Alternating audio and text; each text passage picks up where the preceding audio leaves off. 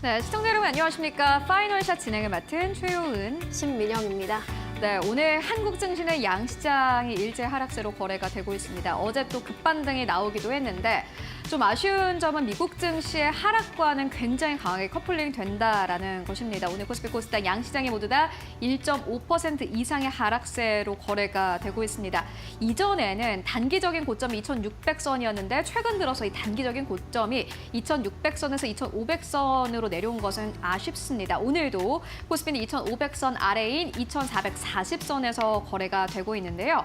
앞으로 코스피가 저점을 낮추게 될지 아니면 단기적인 고점을 높여가게 될지 이러한 변동성은 계속해서 추적을 해보시는 게 좋을 것 같습니다.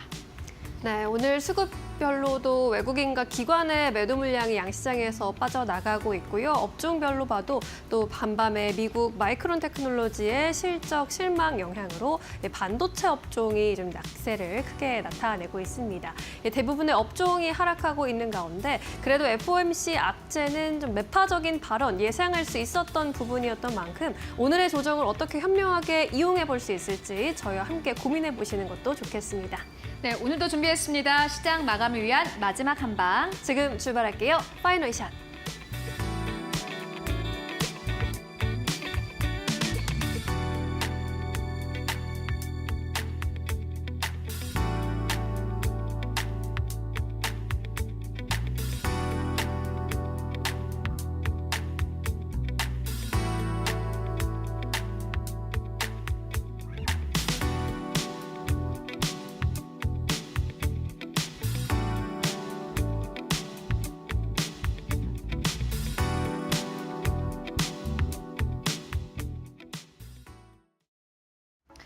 네, 오늘도 한국 증시 상황이 좋지는 않습니다. 코스피 코스닥이 1% 넘게 빠지고 있는데 미국 시장의 상승과 강하게 동조되지 않았기 때문에 하락에도 크게 동조되지 않을 것이다라는 생각도 있었지만은 막상 시장이 열리고 이제 또 폐장을 앞둔 상황 속에서 코스피 코스닥 양시장은 모두 다 하락폭을 오히려 키워나가고 있는 상황입니다.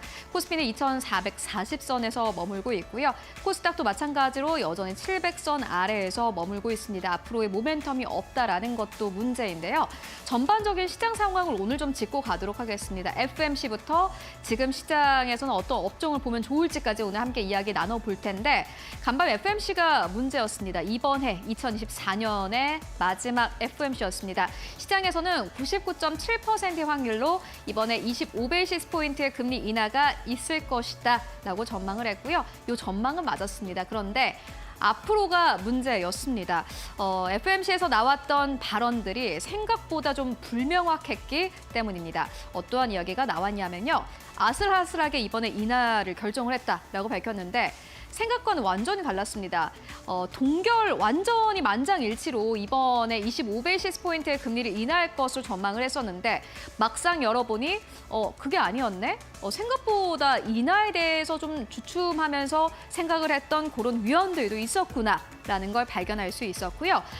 그리고 추가 조정을 고려할 때 더 신중하겠다라면서 cautious라는 단어를 썼습니다. 그리고 이뿐만이 아니라 앞으로 금리 인하에 대해서도 추가 조정과 관련된 시기와 범위에 대해서 다시 한번 검토하겠다라고 밝혔습니다.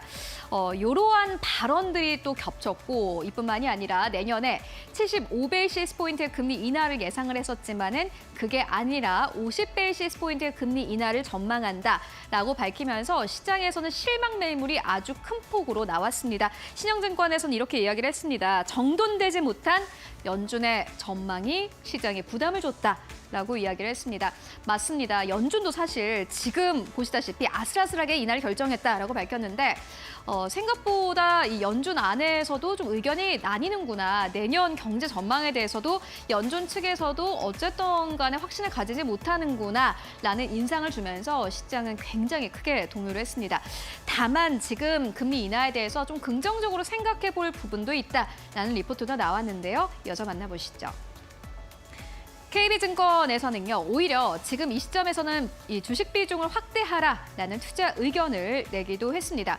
왜 내년에 연준이 75베이시스 포인트의 금리 인하가 아니라 50베이시스 포인트의 금리 인하를 전망을 했을까요? 이걸 좀 역으로 따라가다 보면은 쉬워집니다. 75베이시스 포인트의 금리 인하를 처음으로 전망을 했을 때는 내년에 경기 하강이 예상이 됐었습니다. 금리를 빠르게 올렸기 때문에 경기가 좀 침체 국면으로 들어갈 것이다라는 전망이 나왔는데 막상 미국 경기는 굉장히 강한 것으로 보여집니다. 그렇기 때문에 50베이시스 포인트의 금리 인하로 이 하락폭을 좀 축소를 한 건데요. KB증권은 이 부분에 대해서 굉장히 긍정적으로 생각을 했습니다. 어쨌든 간에 기준금리를 인하를 할 테고 또 휘발유 가격도 하락을 하고 내구재 교체 수요도 있기 때문에 소비 좋고 투자도 좋다. 그런 측면에서 미국 안에서의 수요는 굉장히 탄탄하고 또 내년에 트럼프 2기가 집권을 하게 되고 또 공화당이 현재 석권을 한 상태인데 그렇게 되면은 당연히 정책이 활발하게 나올 수밖에 없습니다. 통화 완화, 재정 축소로 봤을 때 결국에는 지금 금리 인하의 성격이 명목 성장을 베이스로 하고 있기 때문에 미국 경기가 강하다라는 것을 베이스로 하고 있고 이것만 봤을 때는 사실 지금의 좀 시장이 흔들리는 것은 일시적인 현상이다라는 그런 리포트를 냈습니다. 잠시 주식시장은 좀 부담스러울 수 있겠지만은 명목 성장 기대가 높아지면서 주식에 좋은 환경이 마련될 전망이다라고 밝혔습니다. 이렇게만 봤을 때는 오늘 있었던 이 FOMC에 따른 시장의 흔들림은 좀 일시적일 것으로 보여지는데요. 그렇다면 지금 시장에서는 어떠한 좀 시장을 사면 좋을까요? 이어서 만나보도록 하겠습니다. NH투자증권의 리포트를 저희가 가지고 왔는데 여러 가지 기준으로 비교를 해봤습니다. 6개 국가를 비교를 했다고 하는데요. 미국, 유럽, 일본, 그리고 한국, 중국, 인도를 비교를 해봤더니 냉정하게 말을 했을 때는 사실 지금 이 시점에서는 밸류에이션 메리트가 존재하는 시장은 없었다라고 밝혔습니다. 미국 좋긴 하지만은 너무 빠르게 올라왔고 유럽 같은 경우에는 실적 부분의 개선이 없고 일본도 역시나 마찬가지로 펀더멘털 개선이 정체된 상황이고요. 한국은 말할 것도 없습니다. 실적 개선에 대한 우려감이 있는 상황이고 중국도 역시나 마찬가지로 약간 좀 턴어라운드 반등 국면에 있습니다만은 밸류에이션이 중립 수준에 있다라고 밝히기도 했습니다. 그렇다면은 KB증권에서 이야기를 했던 주식 비중을 확대하라. 라는 그 의견을 어떻게 좀 연결을 해볼 수 있을까요? 그렇다면 NH투자증권은 지금 주식을 사지 말라라는 그러한 스탠스일까요? 전혀 아닙니다. 시점에 대한 좀 그러한 이야기가 나왔는데 이어서 만나보도록 하겠습니다. 네, NH투자증권에서는 미국 주식을 비중을 확대하는 것은 맞겠지만 지금 이 시점은 아니다라고 밝혔는데 보시다시피 S&P 500의 PBR입니다. 10년 평균 PBR 그리고 5년 평균 PBR보다 훨씬 더 S&P 500은 올라가 있는 상황입니다. 말 그대로 약간 좀 부담은 있는 상황인데요. 그리고 속도가 너무 빠릅니다. 미국 주식은 연이어서 신고가 랠리를 이어오고 있는 상황 속에서 내년에 1월 말 그리고 또 2월 달에 정책 초안이 나오는 그 시점에 아무래도 시장의 변동성이 커질 수 있기 때문에 그때 미국 주식을 확대하는 것이 맞겠다라는 의견을 남겼고요. 한국 시장도 마찬가지입니다. 지금은 실적 전망치 조정이 잘 나타나고는 있지 않습니다. 거의 하향에 가까운 실적 전망치 하향이 나오고 있는 상황인데 그럼에도 불구하고 내년 초반이 되면 또 이 기대감이 달라질 수 있다라는 의견이 나왔습니다. 변동성 국면 시에는 한국 주식시장은 트레이딩 측면에서 비중 확대를 하는 것이 맞겠다라고 밝혔는데요. 그렇다면 NH투자증권 측에서는 왜 1월 말부터 2월 초까지 이 변동성이 커지는 구간으로 봤을까요? 마지막 페이지를 통해서 만나보고 가도록 하겠습니다. 트럼프 2기가 시작되는 시점인데 1월 20일에 트럼프 취임식이 있을 예정입니다. 그런데 여러분들 보시다시피 언론을 통해서 예고된 행정명령만 보더라도 내년 초반에는 변동성이 어마어마하겠구나라는 것을 아실 수 있을 것 같습니다. 보실까요? 전기차 의무화 폐지. 딱 듣기만 해도 굉장히 무섭죠. 두 번째로는 멕시코, 캐나다 25%, 중국 같은 경우에는 10%의 관세 부과. 그리고 세 번째로는 파리 기후협약 이 탈퇴가 있습니다. 일단 우리가 상식적으로 생각했을 때는 굉장히 좀 파격적인 그런 스탠스인데 이런 발언이 하나하나 나올 때마다 시장은 흔들릴 가능성이 커 보입니다. 그렇기 때문에 지금 시장은 약간 우려감이 있지만 내년에 이렇게 변동성이 나오는 그 국면이 되면은 그때는 사실 시장은 부담이 없고 그때는 미국 시장 그리고 한국 시장의 이 비중을 확대할 때다라는 의견으로 좀 정리를 해볼 수 있을 것 같습니다. 앞으로의 시장 지수 상황 여러분들 함께 체크해 보시면 좋을 것 같습니다. 오늘의 시그널 이렇게 마무리하고요. 그렇다면 또 오늘 시장에서 주목해 볼 만한 헤드라인 어떤 것들이 있을까요? 이어서 심인영 앵커가 전해드립니다. 네, 이번에는 종목별로 어떤 시그널 살펴볼 수 있을지 종목별 헤드라인 통해서 살펴보겠습니다. 4가지 뉴스 뽑아봤습니다. 첫 번째 헤드라인입니다. 마이크론의 실적 부진 여파에 국내 반도체주들은 털썩 내려앉았습니다. 삼성전자, SK하이닉스를 비롯해서 대부분의 반도체주들이 파란불을 켜고 있습니다. 미국 메모리 반도체 기업 마이크론 테크놀로지의 실적 전망치가 시장의 예상치를 하회했습니다. 마이크론은 향후 2분기 12월부터 2월까지의 매출이 79억 달러, 주당 순이익은 1.53달러가 될 것으로 전망했는데 매출과 주당 순이익 모두 시장 예상치를 크게 미치지 못했습니다.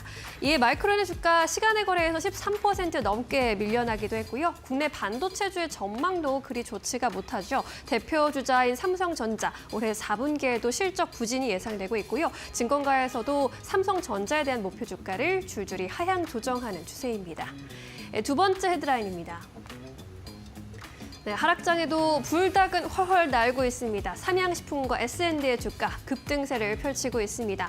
삼양식품이 해외 확장을 바탕으로 성장세가 지속될 것이라는 전망 계속해서 받아가고 있고요. 또 뿐만 아니라 삼양식품의 주력 제품인 불닭 볶음면에 들어가는 소스를 제조하고 공급하는 S&D에 대한 투자 심리 역시 함께 달아오르고 있습니다. 증권가에서는 오늘 삼양식품에 대한 실적 성장세가 유지될 것이라면서 목표 주가를 나란히 상향 조정하는 움직임이 나타났습니다. 키움증권이 목표 주가를 기존의 80만 원에서 95만 원까지 상향했고요. DS투자증권도 72만 원에서 85만 원까지 끌어올렸습니다. 세 번째 헤드라인 열어볼까요?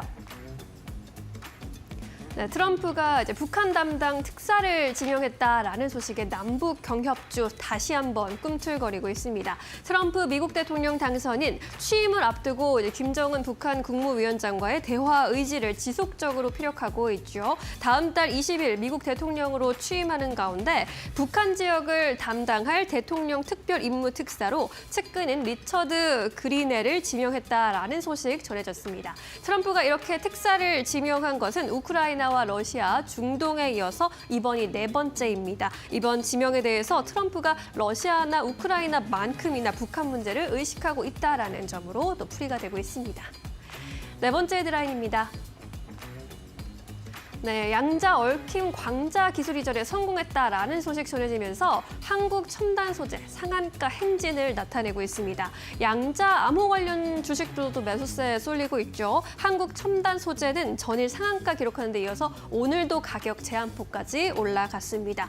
이 밖에도 양자 암호 관련주인 ICTK, 코이버, AELT 같은 종목들 급등세 펼치고 있습니다. 한국 첨단 소재는 한국전자통신연구원과 카이스트가 공동 개발한 양자 얽힘 광자 생상성 기술에 대한 기술 의전을 완료했다고 밝히면서 특히나 많은 관심을 받아가고 있는 상황입니다. 이렇게 4가지 헤드라인 살펴보셨습니다. 네, 이번에는 정건사 전화 연결해서 조금 더 자세한 이야기 들어보도록 하겠습니다. 메리츠증권 강남금융센터 김경국 과장 만나봅니다. 안녕하세요, 과장님. 네, 안녕하세요. 네, 오늘 전해드린 4가지 소식 중에서 삼양식품 주목하고 계시다라고 말씀해 주셨는데 삼양식품 강세 어떻게 바라보고 계실까요? 일단 최근 삼양식품이 이 며칠 계속 강세를 좀 보이고 있었고 오늘 급등하는 모습을 보여주고 있는데 일단 최근에 중국 공장 투자 결정에 대한 공시 이후에 급등세를 연출 중에 있습니다. 불닭볶음면에 들어가는 소스를 만들어 공급하고 있는 S&D도 일단 덩달아 상승세를 연출하고 있는 상황인데 삼양식품이 지난 16일 장 마감 이후 싱가포르 법인에 647억 원을 출자하기로 일단 공시를 했고 이는 중국 공장 신설을 위한 자금 확보라 좀 말씀을 좀 드리고 싶고요. 키움증권에 따르면 삼양식품은 27년부터 중국 자싱에 밀양 2공장 규모의 신공장을 추가로 가동할 계획을 밝혔습니다. 이를 통해서 한국 법인은 미국과 유럽 등의 글로벌 수요에 일단 대응을 할 것이고, 중국 법인은 중국 내수 시장 확대를 강화할 예정에 있는 상황인데, 동사 같은 경우에 중국 현지 공장 증설을 일단은 크게는 두 가지 의미로 일단 판단을 하고 있는데, 첫째는 중국 내수 시장에서도 1선 도시는 일단 거의 다 들어간 상황이기 때문에 2선과 3선에 대한 도시에 대한 공략이 강화될 것이라 이렇게 예측하고 있고요. 둘째는 이번 증설을 통해서 미국, 유럽에 진출해 있는 불닭볶음면의 글로벌 수요가 굉장한 호조세를 보이고 있다. 강한 자신감을 보여준 사례로 판단하고 있습니다. 현재 동사의 연간 미국 매출액이 4천억 원에 근접하고 있는데, 코스트코나 월마트 외의 메인스트림 채널에는 입점률이 좀 낮은 수준이다 이렇게 생각하고 있는데, 만약 회사의 계획대로 글로벌 판매량이 증가한다면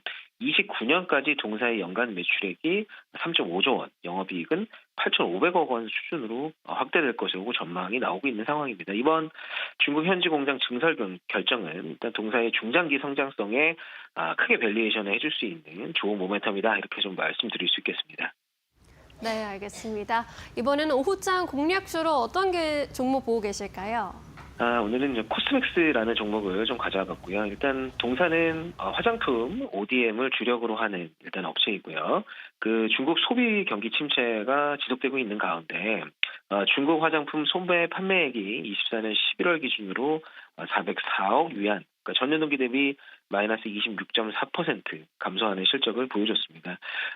지난달에는 이제 광군제 프로모션이 있었기 때문에 전년 동기 대비 40% 상승했던 기대감과는 달리 11월에도 역시나 이제 중국 내수 경기를 부진한 중국 내수 경기를 일단 반영하고 있는 상황이긴 한데, 그래도 긍정적인 부분이 있다면 일단 중국에서 14년 만에 통화정책 완화와 동반한 그 정부 주도의 경기 부양책을 현재 쏟아내고 있는 상황이기 때문에 반등의 시그널이 포착된다면 주가에는 상당히 긍정적인 부분이 될 것 같고요.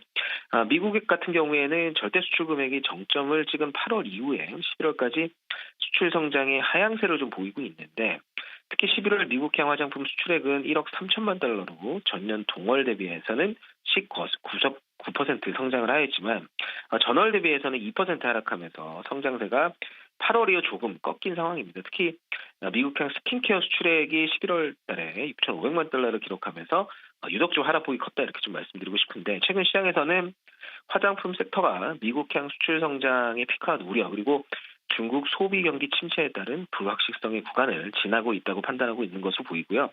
확실한 신호를 포착하기 전까지는 일단은 브랜드 업체보다는 실적 예측 가능성이 선명한, 그리고 또 하반 경직성도 높은 화장품 ODM 업체에 대한 관심이 높아지고 있는 것으로 판단하고 있습니다. 일단 동사는 국내에 3천여 개의 고객사를 보유하고 있고요. 지역별, 고객별로 매출 다변화를 이뤄내고 있는 글로벌 ODM 1위 업체이기 때문에, 또 최근에 화성과 평택의 생산 공장 설비를 기존 대비 30% 증설하면서 내년부터는 국내 월간 생산량을 현재 5천만 개에서 월간 7천만 개 수준으로 끌어올릴 예정이 있습니다. 또 25년 전년 동기 대비해서 31% 증가한 2,258억의 영업이익이 예상되는 만큼 현재 주가 수준에서는 충분히 매력적이라 이렇게 말씀드리고 싶고요. 기술적으로 12만 원 부근의 하반 경직성을 확보하고 최근 반등에 성공하는 모습으로 현재 가격은 충분히 매력적인 구간이라고 판단하고 있고요. 목표 주가는 20만 원, 손절 라인은 11만 5천 원 잡아드리도록 하겠습니다. 네, 코스맥스에 대한 투자 포인트 짚어봤습니다. 오늘도 자세한 설명 고맙습니다. 네, 감사합니다. 네, 이번에는 외국인과 기관의 선택 살펴보시죠. 최훈 앵커와 함께 하시죠. 네, 먼저 오늘 외국인 투자자들이 코스피 안에서 어떠한 기업을 사고 팔고 있을지 만나보도록 하겠습니다. 오늘 전체 스탠스만 봤을 때는 외국인 투자자들이 코스피 안에서 3천억 원 넘게 덜어가고 있는 상황인데요. 그 가운데서도 SK 하이닉스를 오늘 시장에서 가장 많이 매수하고 있습니다. 삼성전자는 매도하지만 SK 하이닉스에 대해서 매수하는 이 흐름은 연이어서 나오고 있습니다. SK 하이닉스 오늘 레거시 반도체에 대한 우려감이 커지면서 주가 자체가 4% 이상 하락세 나타내고 있지만요. 오히려 외국인 투자자들은 저점 매수에 나서고 있습니다. HBM 쪽으로는 여전히 긍정적인 스탠스를 가지고 가고 있다라고 해석하실 수 있고요. 두 번째로는 네이버입니다. 세 번째로는 한화 에어로스페이스, 네 번째로는 KB KB금융, 5번째로는 기아 자리하고 있는데 특히나 KB금융 쪽으로도 외국인들 반발 매수세 연이어서 들어오고 있는 상황이고요. 매도하는 기업들 살펴보시면은 가장 첫 번째로는 삼성전자, 두 번째로는 현대차입니다. 기아는 사지만 현대차는 팔고 있는 양상 나오고 있고, 세 번째로는 유한양행, 네 번째로는 셀트리온, 다섯 번째로는 고려아연 자리하고 있습니다. 이어서 코스닥 안에서의 수급 흐름도 함께 만나보시죠. 네, 오늘 코스닥 안에서 외국인 투자자들은 실리콘투를 5번째로 가장 많이 매수하고 있습니다. 네 번째로는 VT, 오늘 미용 쪽으로 외국인들의 매수세가 들어오는 것이 특징이라고 할 수 있겠고, 세 번째로는 에코프로, 두 번째로는 에코프로 BM, 첫 번째로는 펩트론 자리하고 있습니다. 비만 쪽 여전히 살아 있습니다. 매도하는 기업들 살펴보시면은 카페24 최근에 고점을 높였는데 오늘 외국인 투자자들은 차익을 실현하는 모습을 보여주고 있고요. 4위권에는 휴젤, 3위권에는 삼천당착, 모두 다 어제 시장에서 급등 흐름이 나왔던 기업들입니다. 두 번째로는 루닛, 첫 번째로는 알테오젠 자리하고 있습니다. 그렇다면 기관 투자자들이 현재 구간에서 어떠한 기업을 사고 팔고 있을까요?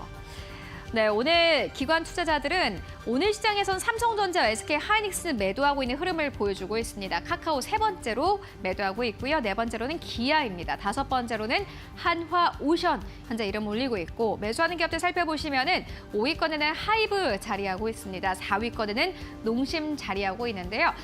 식료품 쪽 그리고 엔터 쪽으로는 최근 들어서 기관의 수급이 들어오고 있는 점이 특징적입니다. 세 번째로는 현대모비스, 두 번째로는 HD 현대중공업, 여전히 조선 쪽 살아있고요. 첫 번째로는 삼성전기 자리하고 있습니다. 이어서 코스닥 안에서의 수급 흐름 함께 만나보시죠. 네, 오늘 코스닥 안에서 기관 투자자들은 5위권으로는 오스코텍 매수하고 있고, 4위권으로는 성광밴드, 세 번째로는 BHI, 두 번째로는 JYP 엔터, 첫 번째로는 태광 자리하고 있습니다. 매도하는 기업들 살펴보시면은 ISC 5위권, 4위권에는 스리빌리언, 3위권에는 루닛, 두 번째로는 리가캠 바이오, 첫 번째로는 온코닉 테라퓨틱스 현재 자리하고 있습니다. 네, 지금까지 외국인 기관 수급 함께 살펴보고 왔습니다.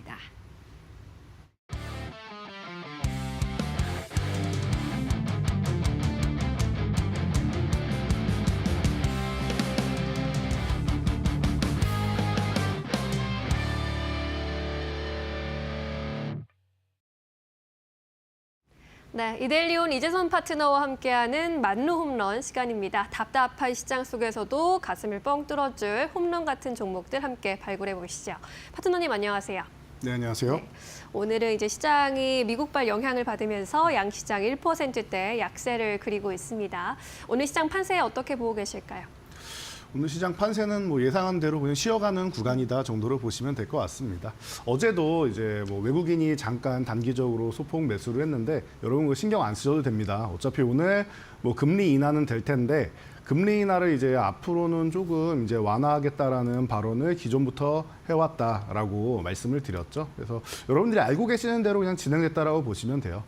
그래도 저는 좀 궁금해서 오늘 새벽 4시에 FOMC 성명서 나오자마자 사이트 들어가서 제가 확인을 직접 다 해보고 여러분들께 그 밴드 공부방에도 다 올려드렸는데요. 네. 뭐 점도표 상황을 딱 봤더니 매파적인 인원이 점점 늘어나고 있다라는 것, 그리고 전체적인 의견 자체도 이제 내년에 이제 1분기에는 이제 금리 인하를 한번 건너뛰고 분기별로 한 번씩 인하하겠다라는 정도로 다들 알려져 있었는데 두 번만 인하할 가능성이 높다라고 지금 얘기가 나오고 있죠. 그래서 점도표 보면서 제가 두 개를 올려드리면서 9월 거, 12월 거 같이 비교를 해드렸으니까 와서 같이 보시면서 공부하시면 좋을 것 같아요. 네. 그래서 그 부분 체크해 봤더니 역시나 이제 조금 매파적으로 돌아선 건 맞지만 그래도 금리 인하 기조를 뭐 아예 끝내는 건 아니다라고 제가 말씀을 드렸죠. 아직까지는 금리 인하 기조고 대신 이제 좀 천천히 간다라는 거. 이유는 간단합니다. 미국의 지금 소비와 이제 고용이 최악의 상태는 아니다. 그래도 생각보다 양호하다 정도.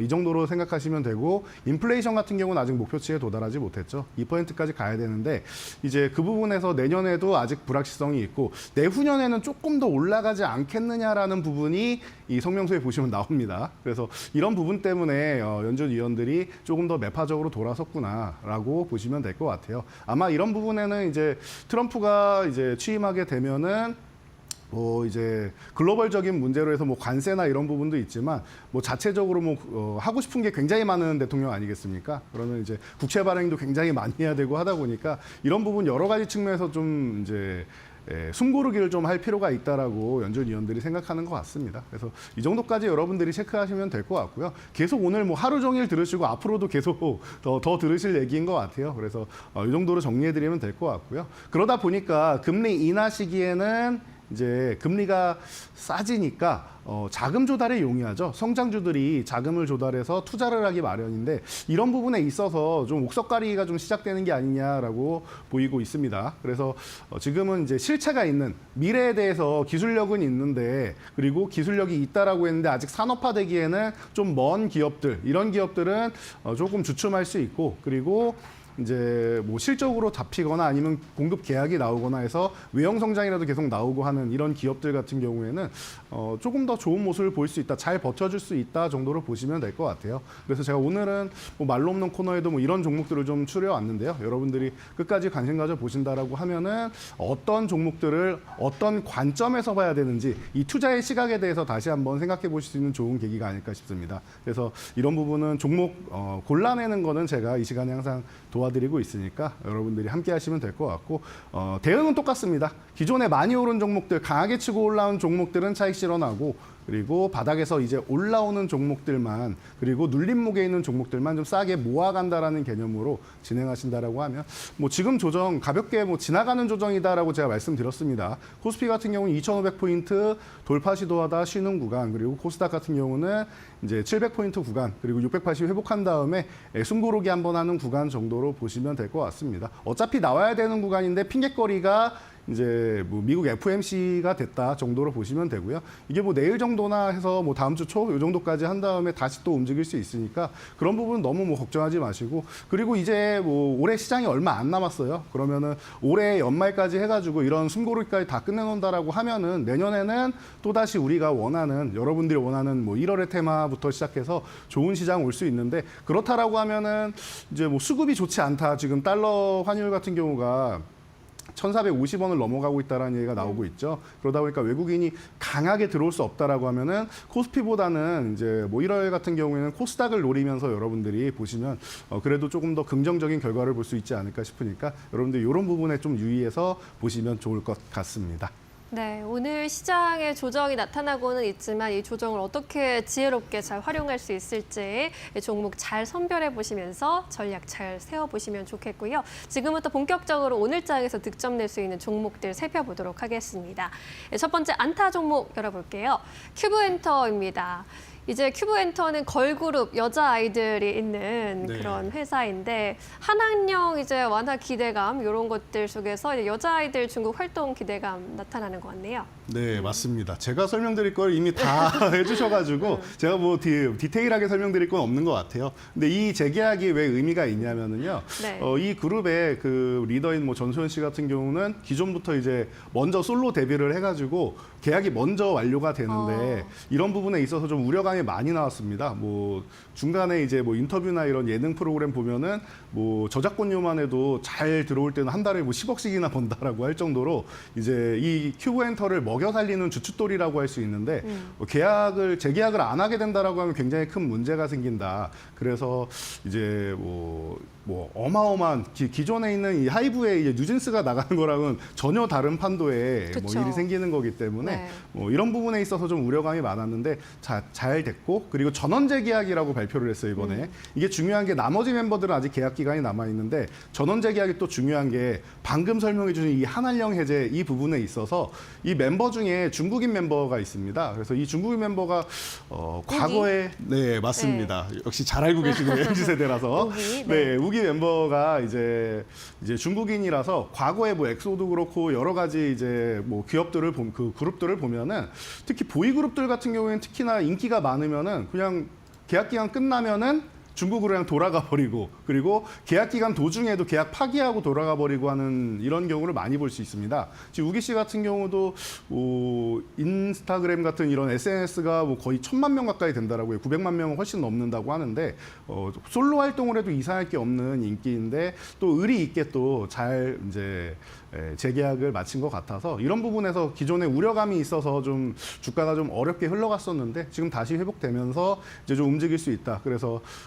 뭐 앞으로 이제 또 기대가 되고 후배 가수들이 아직 제대로 안 올라오는 게 이게 문제였는데 그럴 시간을 잘 벌어주고 있다라는 측면에서 또 도움이 많이 될 것 같습니다. 그래서 큐브엔터 같은 경우는 지금 안타 종목으로 해서 뭐 짧게 치고 빠지면서 여러분들이 보기에 좋은 종목이다 싶어서 여러분들이 이쪽으로 한알령 쪽으로 다시 한번 이제 보신다라고 하면은 이 해제되는 구간이 엔터 그리고 콘텐츠 쪽으로 계속 좋은 흐름을 보여주고 있다라는 측면 보시면 될 것 같습니다. 네, 이제 한중 관계 우호적인 시그널이 올라오고 있는 가운데 엔터주 집중해보고 큐브엔터 안타로 바라보는 거 좋겠다라는 의견이었습니다. 두 번째 이루타 종목 열어볼게요. SNS텍입니다. 오늘 이제 반도체 쪽 조금 주춤하고 아무래도 이 종목도 4% 넘게 빠지는데 함께 접근해 볼까요? 어떤 종목일까요? 네, 이 종목이 아마 오늘 가져온 종목 중에 가장 의아하시지 않았을까 싶은 종목인데요. 반도체 종목 조금 전에도 이제 정리해 주셨듯이 뭐 레거시 쪽은 이제 썩 좋지 않고 그리고 HBM 쪽만 좋다라고 했는데 사실 SNS텍은 HBM하고는 전혀 관련이 없는 기업입니다. 그래서 더 의아해하시지 않을까 싶어요. 그런데 이 SNS텍 같은 경우는 기존에 있는 이제 포토 마스크의 재료인 이제 블랭크 마스크를 제조하는 기업인데 이쪽으로 해서 국내 시장에서 꾸준하게 이제 매출은 나오고 있고 그리고 이제 중국 쪽에 진출해서 중국 쪽 매출이 올라가는데 여러분들이 하나 아셔야 되는 게 이제 미국에서 첨단 반도체는 수출을 제한을 하고 있습니다. 그런데 기존에 있던 첨단 반도체가 아닌 기존 레거시나 이런 쪽은 사실 그렇게 딱히 규제를 하고 있지 않아요. 그렇다라고 하면은 과거에 최초의 첨단 반도체나 이런 뭐 수출을 금지한다라고 할 때 중국에서 우리나라 삼성전자 하이닉스에 대놓고 얘기했죠. 우리한테 수출 금지하지 말고 계속 공급해 달라라고 했을 정도로 당장 이제 물량이 끊기면 중국도 이제 굉장히 곤란한 상황입니다. 뭐 창신 반도체니 뭐 계속 이제 공급을 늘리고 있다라고 해도 아직까지는 버거운 이런 수치이기 때문에 우리나라의 공급 물량이 꼭 필요한 상황이다. 그래서 어떻게 보면 SNS텍 같은 경우는 수혜를 본 기업이 아닌가 싶습니다. 중국에 공급하는 이런 물량 자체에 가격이 거의 50% 가까이 뛰었다라는 얘기가 있습니다. 그래서 뭐 이런 부분에 있어서 실적이 계속 좋아지는 기업입니다. 제가 뭐 보통 이제 차트를 보면서 이렇게 많이 말씀을 드리긴 하는데 오늘은 이 종목은 실적까지 한번 간단하게 보여드린다라고 하면은요. 여러분들 숫자를 보시면 너무 간단하게 보실 수 있을 것 같아요. 자, 작년 같은 경우에도 이미 1,500억 넘어가면서 재작년에 1,200억 이상의 이 매출액을 올라가는 모습. 전체적으로 레거시는 작년에 다 안 좋았는데 이 종목은 좋았단 말이죠. 그리고 이제 영업이익 같은 경우도 126억, 160억, 250억 꾸준하게 성장하면서 작년에 굉장한 성장을 이룩했죠. 자, 이런 걸 이제 여러분들이 체크를 하시고 올해까지도 본다라고 하면은 올해도 이미 작년 실적을 거의 뭐 3분기 만에 따라잡았을 정도로 좋은 모습을 보이고 있어요. 가격이 올라갔다 중국에서 많이 원하고 있다라는 게 여기서 이제 바로 증명이 되는 부분이고요. 그래서 여러분들이 제가 볼 때는 반도체 쪽으로 이제 레거시는 힘드니까 이제 HBM만 봐야 되나 혹은 미래의 성장 뭐 기판이라고 할 수 있는 이제 유리 기판이라든지 아니면은 뭐 최근에 뭐 양자 컴퓨터 관련주라든지 이런 쪽으로만 넘어가야 되나라고 생각하실 수 있는데 꼭 그렇지는 않다라고 좀 봅니다. 이렇게 실적이 꾸준히 잡히고 오히려 이제 중국에 대한 이제 견제를 이제 본인들의 호재로 바꿔낼 수 있는 이런 기업들이 종종 이렇게 여러분들이 찾아낼 수 있는 기업들이 있습니다. 공부를 하면 다 이렇게 눈에 보이는 종목인데 여러분들이 아직까지 전체적으로 이제 너무 많은 종목이 있다 보니까 다 보기는 어려우실 거예요. 그래서 제가 이런 종목 쪽으로 해서 여러분들이 역발상을 가지고 보신다라고 하면은 이렇게 숫자가 찍히는 기업들 같은 경우는 좀 걱정이 없지 않느냐라고 제가 항상 말씀을 드리죠. 그래서 여러분들이 지금부터 보시면은 나쁘지 않을 것 같고요. 이제 막 출발하는 기업인 것 같아요. 주가 자체는 뭐 이 종목이 저는 항상 말씀드리지만 4만 원 이상에 있어도 이상할 게 없다라고 생각하는데 바닥권에 이제 내려와서 2만 원까지 이탈했다 다시 회복하는 모습. 2년 반 전 가격까지 내려왔다가 이제 올라오는 거예요. 2년 반 전에 2만 원 아래 잠깐 줬다가 이제 4만 원 이상까지 올라갔던 건데 이제 다시 이렇게 내려와 있는 겁니다. 그래서 여러분들 이렇게 체크해 보시면 될 것 같고요. 지금 25,000원 뭐 전후되는 구간, 뭐 이런 구간이다라고 하면은 밀릴 때마다 모아간다라고 생각하시면 될 것 같아요. 첫 번째 이제 수급은 이미 한번 들어와 있으니까 여러분들이 뭐 걱정하지 마시고 이 종목을 밀릴 때마다 한 25,000원까지 모아간다라는 생각으로 이제 관심 가져 보신다라고 하면 이루타는 어렵지 않고 만약에 내년까지 해서 이 기업의 뭐 기대감을 갖고 있는 건 이제 펠리클 쪽인데 아직 뭐 테스트나 이런 부분이 ASML하고 이제 통과가 되지 않았습니다. 만약에 이 부분만 된다라고 하면은 된다라면은 이제 뭐 매출은 아마 내후년 정도에 나오지 않을까 싶은데 그렇게 된다라고 하면 내년 정도의 결과가 나오겠죠. 이 결과까지 긍정적으로 나온다라고 하면 저는 이 종목이 4만 원을 넘어 뭐 기존의 6만 원도 넘어서 그 이상도 가능성이 충분하다고 봅니다. 기존에 있던 사업이 너무 잘 되고 있고 블랭크마스 쪽도 EUV 쪽으로 진출할 수 있고 펠리클 쪽으로도 넘어갈 수 있고 단지 이루타 종목으로 뽑은 이유는 아직까지 수급이 강하게 들어오지 않아서 이제 뭐 빠르게 움직일 가능성에 대해서는 아직은 물음표이기 때문에 이루타에 머문 것이지 저는 과거 같았으면 제가 2년 반 전 같았으면 이 종목을 말로 없는 종목에도 넣었을 정도로 이제 전망은 밝은 종목이니까 네. 지금까지 충분히 쉬었다라는 정도 생각하시고 여러분들 관심 가져보시면 좋을 것 같습니다. 네, 이제 미국의 중국에 대한 반도체 규제로 반사 이익이 기대되고 있는 데다가 실적도 양호하게 나오고 있는 SNS텍 반도체주 안에서 살펴봤고요. 이제 세 번째 3루타 종목으로 넘어갑니다. 유한양행 꼽아주셨는데 유한양행 올해의 제약바이오주 이렇게 얘기할 수 있을 것 같아요. 네, 맞습니다. 내년 전망도 괜찮을까요?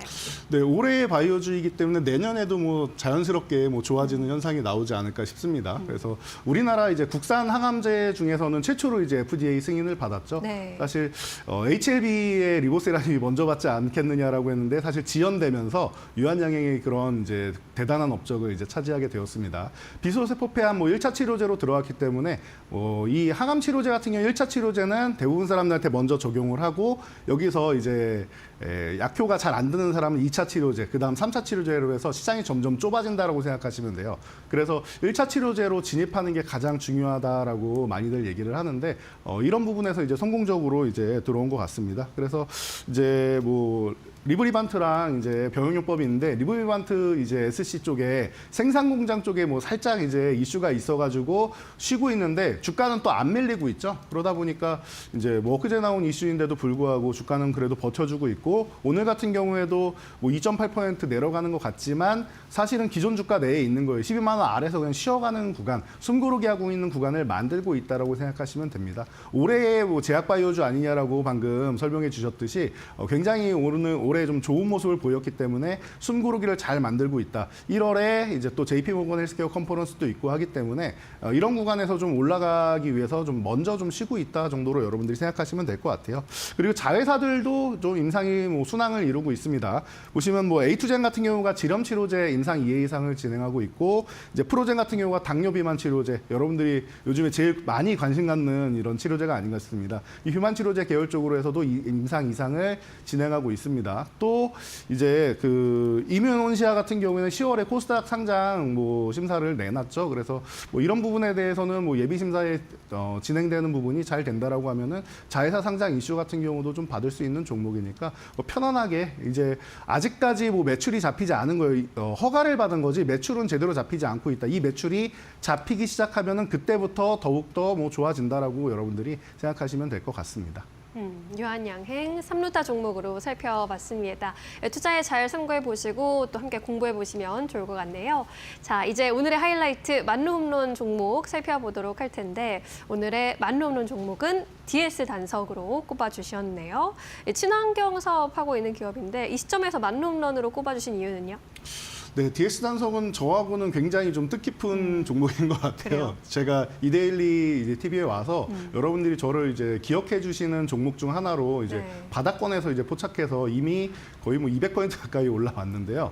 지금 구간이면은 제가 생각한 것보다 더 낮은 가격을 주고 있지 않나 싶어요. 그래서 일단 기술적인 부분을 체크를 했고요. 여러분들도 이슈는 다 들으셨을 거라 생각합니다. 저는 지금도 믿을 수가 없는데요. 폐식용유나 뭐 동물성 지방 같은 경우를 이제 정제해가지고 항공유로 쓴다라고 해요. 그래서 이게 뭐 말로는 듣기로는 굉장히 좋은데 이게 정말 가능한가라고 저도 아직도 의심이 가는데 실제로도 쓸 수 있다라고 하고 실제로 이제 뭐 필리스 66과 1조 원 넘는 공급 계약이 나왔죠. 그래서 이제 연 매출의 95% 정도에 달하는 이런 계약을 바로 맺었기 때문에 그러면은 이 사람들이 미국에서 이제 와가지고 이런 부분을 다 확인하고 좋은 기술력이라고 생각하고 공급 계약을 맺었다라고 하면 충분히 가능성 있는 게 아닌가. 과거부터 이제 의심을 하고 정말 되는 건가라고 궁금해하기는 했는데 이제는 정말로 가시적인 성과로 나오고 있는 것 같습니다. 그렇기 때문에 여러분들이 이제 뭐 친환경 쪽으로 이제 진행을 한다라고 하면은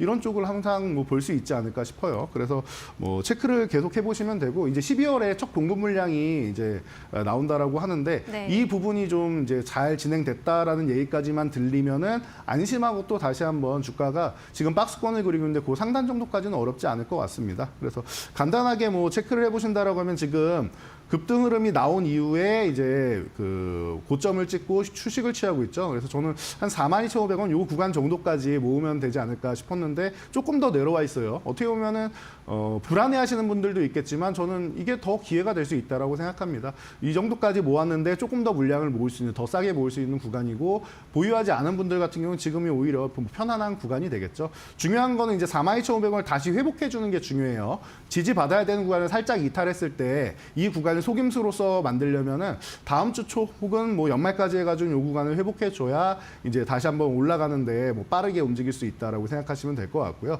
3일 안에 회복되면 가장 좋고 5일 안에 회복된다라고 하면은 이제 상단까지는 어렵지 않게 올라갑니다. 그리고 1대2 무상증자를 진행해서 지금 가격이 조금 이제 다르게 여러분들이 보이시는 부분이 있을 텐데요.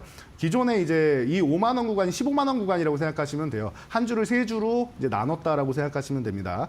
그래서 기존에 있던 부분이나 해서 제가 뭐 밴드 교육방에는 이제 이 계산을 해가지고 다 가격을 올려드렸는데 지금 이게 원래는 올라가게 되면은 이 53,333원 이런 식으로 나와야 돼요. 그런데 계산하기 여러분들 어려우시죠? 그래서 제가 아마 가격이 재조정될 거라서 5만 원에서 52,500원 사이 정도에서 될 가능성이 높으니까 이 정도를 이제 여러분들이 올라올 때 1차 목표치로 보시고 2차 목표치는 6만 원에서 62,500원 이 정도로 보시고 가격은 지금 뭐 너무나도 좋은 것 같아요. 제가 볼 때. 제가 이제 이 방송 들어오기 전보다 가격이 조금 더 내려와서 여러분들은 더 좋은 가격이구나라고 판단하시면 될 것 같고요.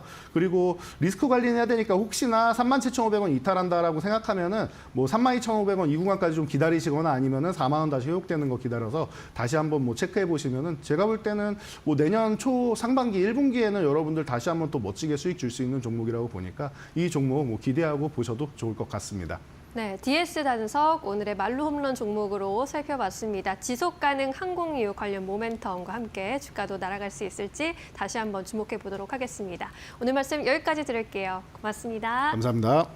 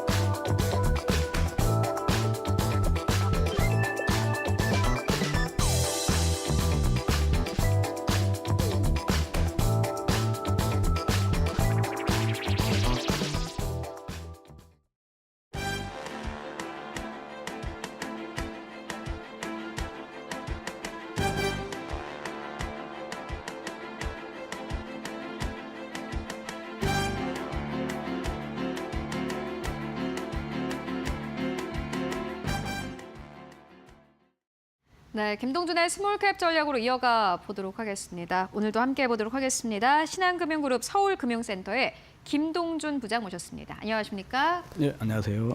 네, 오늘은 어떤 스몰캡 가지고 오셨습니까? 네, CTK입니다. 실적이 우상향하는 화장품 주식입니다. 화장품 플랫폼 업체고 미국의 OTC 매출이 새롭게 가세하면서 성장 스토리가 부각될 것으로 기대됩니다. 요즘에 가장 핫한 이제 미국 수출 쪽으로 부각을 받고 있는 그러한 화장품 기업을 가지고 오셨는데요. 일단 이 기업이 무엇을 하는 회사인지 좀 듣고 가도록 하겠습니다. 예, 2001년에 이제 설립이 됐고 17년에 상장이 됐으니까 업력이 오래된 회사입니다. 본사는 이제 서울에 있지만은 사업의 주 영역은 북미입니다. 우선 이제 그 주력은 공장 없이 OEM, ODM 화장품 서비스를 하는 화장품 플랫폼 기업입니다. 또 미국에 있는 홀딩 컴퍼니의 자회사니까 CTK 손자회사를 통해서 하나는 이제 풀필먼트라고 하죠. 삼자 물류. 미국 LA 인근에서 100% 지분을 갖고 있는 회사를 통해서 삼자 물류 사업을 영위하고 있고 또 87% 지분을 갖고 있는 캐나다 법인을 통해서는 생분해 플라스틱 사업을 하고 있습니다. 그리고 여기에 근본에 미국 현지에 OTC 화장품 공장을 인수해서 기업이 확 변화하게 되는 구조에 있는 회사다 이렇게 볼 수 있습니다. 화장품 플랫폼 기업이고 OEM, ODM 쪽을 진행을 하고 있고 최근에 또 부각을 받았던 것은 또 OTC 공장을 인수하면서 일단 핫해졌습니다. 워낙 또 핫한 기업이긴 한데 OTC 공장 인수와 관련된 이야기를 좀 듣고 갈까요? 예, 우선 이제 화장품 전체에서 미국 북미가 차지하는 매출 비중은 76%니까 절대적으로 비중이 높다 이렇게 볼 수 있습니다. 자, OTC 공장을 인수한 거는 기존에 공장이 없이 하는 OEM 비즈니스에서 이제 탈피하는 개념이 되겠습니다. 자, 미국은 딱 보면은 색조 강국이다 이렇게 볼 수가 있겠습니다. 엄청나게 많은 색조 신제품들이 쏟아지고 있고 포인트 메이크업 제품들이 나타나면서 특히 이제 뭐 자외선 차단제 같은 선케어 시장이 거대한 시장을 형성을 하고 있는 상황입니다. 여기에 이제 CTK는 OTC에 있는 현지 공장을 인수했습니다. 현지 공장을 인수했다는 얘기는 현재 OTC 화장품, OTC라고 하는 건 일반 의약품 쪽의 화장품을 얘기하고 있고 이 제품을 만들어서 생산하고 있는 회사고 또 무엇보다도 FDA의 오딧, FDA의 그런 감사라든지 이런 것들 또 관련 인증을 이미 획득을 하고 있는 공장을 279억에 100% 그러니까 이제 결국 손자회사로 인수를 하게 됩니다. 최종 인수는 아마 25년 1분기 내에 끝날 것으로 보이기 때문에 25년 1분기가 지나면 회사가 이에 대한 구체적인 전망이라든지 이런 내용들을 발표할 것으로 보입니다. 여러 가지 상황들이 있겠지만은 OTC 공장에 대한 큰 결심을 한 배경과 여기에 맞춰서 과연 결과가 어떻게 될 것인가 조심스럽게 판단을 해봅니다. 결론은 단기간 내 큰 폭의 실적 기여가 될 거다는 내용입니다. 그 이유를 몇 가지 들어보면 우선은 미국의 주요 거래처들이 OTC 제품을 요청을 했다. 이게고 두 번째로는 이제 화장품도 미국 수출 관련해서 큰 변화가 생깁니다. 일단 모크라라고 미국의 화장품 규제 현대화법이 시행되고 있고 또 FDA 인증이 까다롭기 때문에 이 규제를 벗어나기 위해서 또 규제를 극복하기 위해서 우리나라의 거래처들의 니즈가 더욱 커질 거다. 이런 측면입니다. 세 번째로는 이미 이 공장을 주시를 하고 자체 제품을 통해서 1년 동안 생산을 하고 검증 과정을 거쳤다는 측면입니다. 마지막으로는 이 공장이 기존에는 단순 충진, 그러니까 단순 OTC 생산을 했다면은 앞으로는 이제 새로 된 제품 개발 그리고 벌크 투자 또 무엇보다도 자동화 과정의 투자 아마 200만 불 정도를 추가 투자를 해가지고 이게 자동화된 OTC 전문 공장 그리고 캘리포니아이기 때문에 서부 지역에 있는 특화된 영역으로 나갈 거다 하는 측면이고 현재 삼자 물류를 하고 있는 LA 법인과도 가까이 근거리 있기 때문에 시너지가 될 거다. 그래서 조심스럽게 26년에 모든 과정이 세팅되고 완료돼 가지고 풀리 시작을 하겠지만은 27년경에는 이 OTC 공장의 매출액이 364억 정도가 되면서 실적에 큰 폭의 기여가 될 거다. 이와 관련해서는 앞으로 애널리스트 리포트라든지 또 회사가 최종 인수하고 나서 비전 이런 내용들이 또 언론에 나오지 않을까 이런 판단입니다. 네, 뭐 CTK가 이제 미국 안에서 수요를 잡기 위해서 고군분투를 하고 있다라는 내용 듣고 왔고요. 그에 따라서 실적도 함께 성장할 것으로 보여집니다. 중요한 것은 이제 OTC뿐만이 아니라 다른 쪽에서도 성장이 나와야 될 것 같은데 그 부분은 어떻게 보세요? 예, 두 가지 측면인데 우선 이제 화장품 관련 쪽입니다. CTK 클립이라는 일종의 클라우드 기반의 B2B 플랫폼입니다. 자, 누군가가 내가 화장품 사업을 하겠다 그러면은 트렌드 분석에서부터 시작해서 기획, 개발, 그다음에 생산, 공급, 그리고 QC, 또 마케팅까지 맞춤형으로 화장품의 풀 서비스를 제공해 줍니다. 21년에 런칭을 했고 23년에 서비스 고도화를 했는데 지금 누적 회원 수가 법인만이 가입할 수가 있지만은 3.6만 개 정도입니다. 이게 24년에만 50%가량 증가를 했고 25년에도 전망이 대단히 밝아 보입니다. 자, 여기를 통해서 이 사이트를 통해 가지고 잠재 프로젝트를 논의하고 고객화가 되고 있는 과정을 거치게 됩니다. 어쨌든 현재 5% 정도 수준 매출 기여가 25년부터는 크게 늘어날 거다. 이게 첫 번째고요. 두 번째로는 이제 환경 쪽입니다. 생분해 플라스틱입니다. PBAT 그리고 PHA 기반의 생분해성 플라스틱 사업을 상용화를 추진 중에 있습니다. 이미 이제 캐나다 유수의 대학들이 연구로 참여를 하고 있고 캐나다 정부의 R&D를 지원받고 있고 또 친환경 원료를 자동화 라인에 대한 투자를 또 구축했고 LG화학 또 NLC 에너지 또 스타그룹 같은 글로벌 업체들과 제휴가 된 상태입니다. 여기 관련해서는 25년에 벌어질 일은 의미 있는 매출 그리고 적자가 축소될 거다. 또 이 사업에 대한 가치를 외부 기관들이 평가해주는 투자 유치가 있을 것으로 예상되기 때문에 역시 뉴스플로우하고 투자에 대한 내용들을 살펴볼 필요가 있다. 이런 측면이죠. 네, 여러 가지 모멘텀이 있는 것 같습니다. 앞서서 만나봤던 플랫폼 쪽으로도 순항을 하고 있는 상황이고 이뿐만이 아니라 앞서서 말씀해 주셨던 미국 내 공장 인수 그리고 바이오 쪽도 시장 안에서는 그래도 기업이 잘 또 포트폴리오를 구축해 나가고 있다라는 생각이 드는데요. 실적은 어떻게 보십니까? 예, 실적은 이제 21년, 22년 구조조정까지 하면서 세 자릿수의 큰 폭의 적자를 기록했습니다.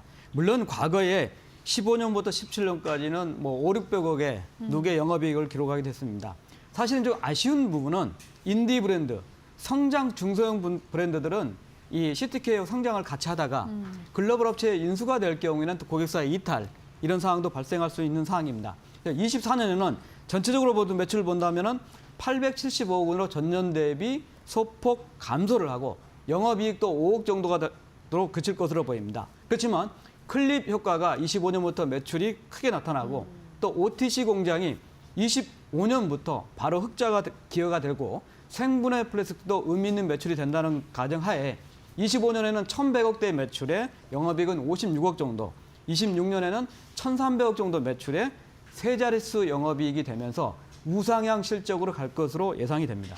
네, 실적 자체는 뭐 계속해서 우상향할 것으로 보여집니다. 그렇다면 주가를 또 보고 가야 될 텐데 오늘 화장품 쪽이 강하면서 역시나 마찬가지로 종목의 주가도 함께 상승세를 타고 있는 상황인데요. 주가 전략은 어떻게 보십니까? 예, 사실은 미국향과 관련이 큰데 네. 실적이 부진하니까 주가가 다 사실 화장품주 내에서는 소외가 되는 상황이었습니다. 네. 우선 지분 구조상 최대 주주 특수관계인이 47%고요. 자사주가 약 2.6%, 그리고 3대 주주인 BRV가 갖고 있는 3.65%는 일단 묶여있는, 잠겨있는 주식이다 이렇게 볼 수가 있는데, 자, 문제는 이제 과거에 340만 주까지 갖고 있었던 이재 주주, 오래된 투자가인 스마트 게이트향의 오버행 이슈가 있는 상황입니다. 시장에서 몇 차례 지분 매각을 통해 가지고 물량을 대규모로 축소를 했고 124만 주 정도가 남았었는데 지난 18일 날 60만 주를 기관들 대상으로 블록딜로 매도를 했습니다. 이게 5,600원 정도 단가이기 때문에 6,000원 전후에서는 이 물량이 다시 재차 나올 수 있는 개연성이 있다. 자, 그렇지만 그럼에도 불구하고 블록딜로 소화할 만큼 CTK에 대한 반응이 또 평가가 좋아지고 있다는 측면이고 또 OTC 공장을 인수하기 위해서 전환사채 70억 원을 발행했습니다. 이자율이 표면도 0이고 보장수익률 0인데 이자율이 없죠. 전환가격은 8,800원 정도, 무려 40% 할증을 받았기 때문에 기관 투자가들은 상당히 앞으로 미래는 좋게 보고 있다. 이런 측면입니다. 여전히 그 스마트 게이트에 대한 오버행이 64만 주 정도고 60만 주 매도했던 게 단기적으로 또 매분화되는 이런 추이가 있기 때문에 그런 측면에서 본다면 저점 매수를 해야겠지만은 자, 클립의 효과 또 미국 시장에 대해서 이제 화장품이 좋은 환경이 될 수 있다는 측면이고 특히 OTC 공장을 인수함으로써 실체가 크게 부각될 수 있다. 또 애널리스트들이 분석하기 좋은 여건이 되고 있다. 그리고 플러스 알파로 캐나다 발의 또 생분해성 플라스틱 것까지 감안하면 앞으로 증권사 커버리지까지 확대가 좀 되면서 좋은 모멘텀으로 주가 흐름이 되지 않을까 이런 판단입니다. 미국, 특히 북미 쪽에서 훈풍이 불어올 그런 중소 화장품주다 이렇게 평가합니다. 네, CTK 함께 만나보고 왔습니다. 일단 보이는 그러한 모멘텀이 많은 것 같습니다. 앞으로 주가 함께 따라가 보시면 좋을 것 같습니다. 지금까지 김동준 부장과 함께 이야기 나눠봤습니다. 말씀 고맙습니다. 감사합니다.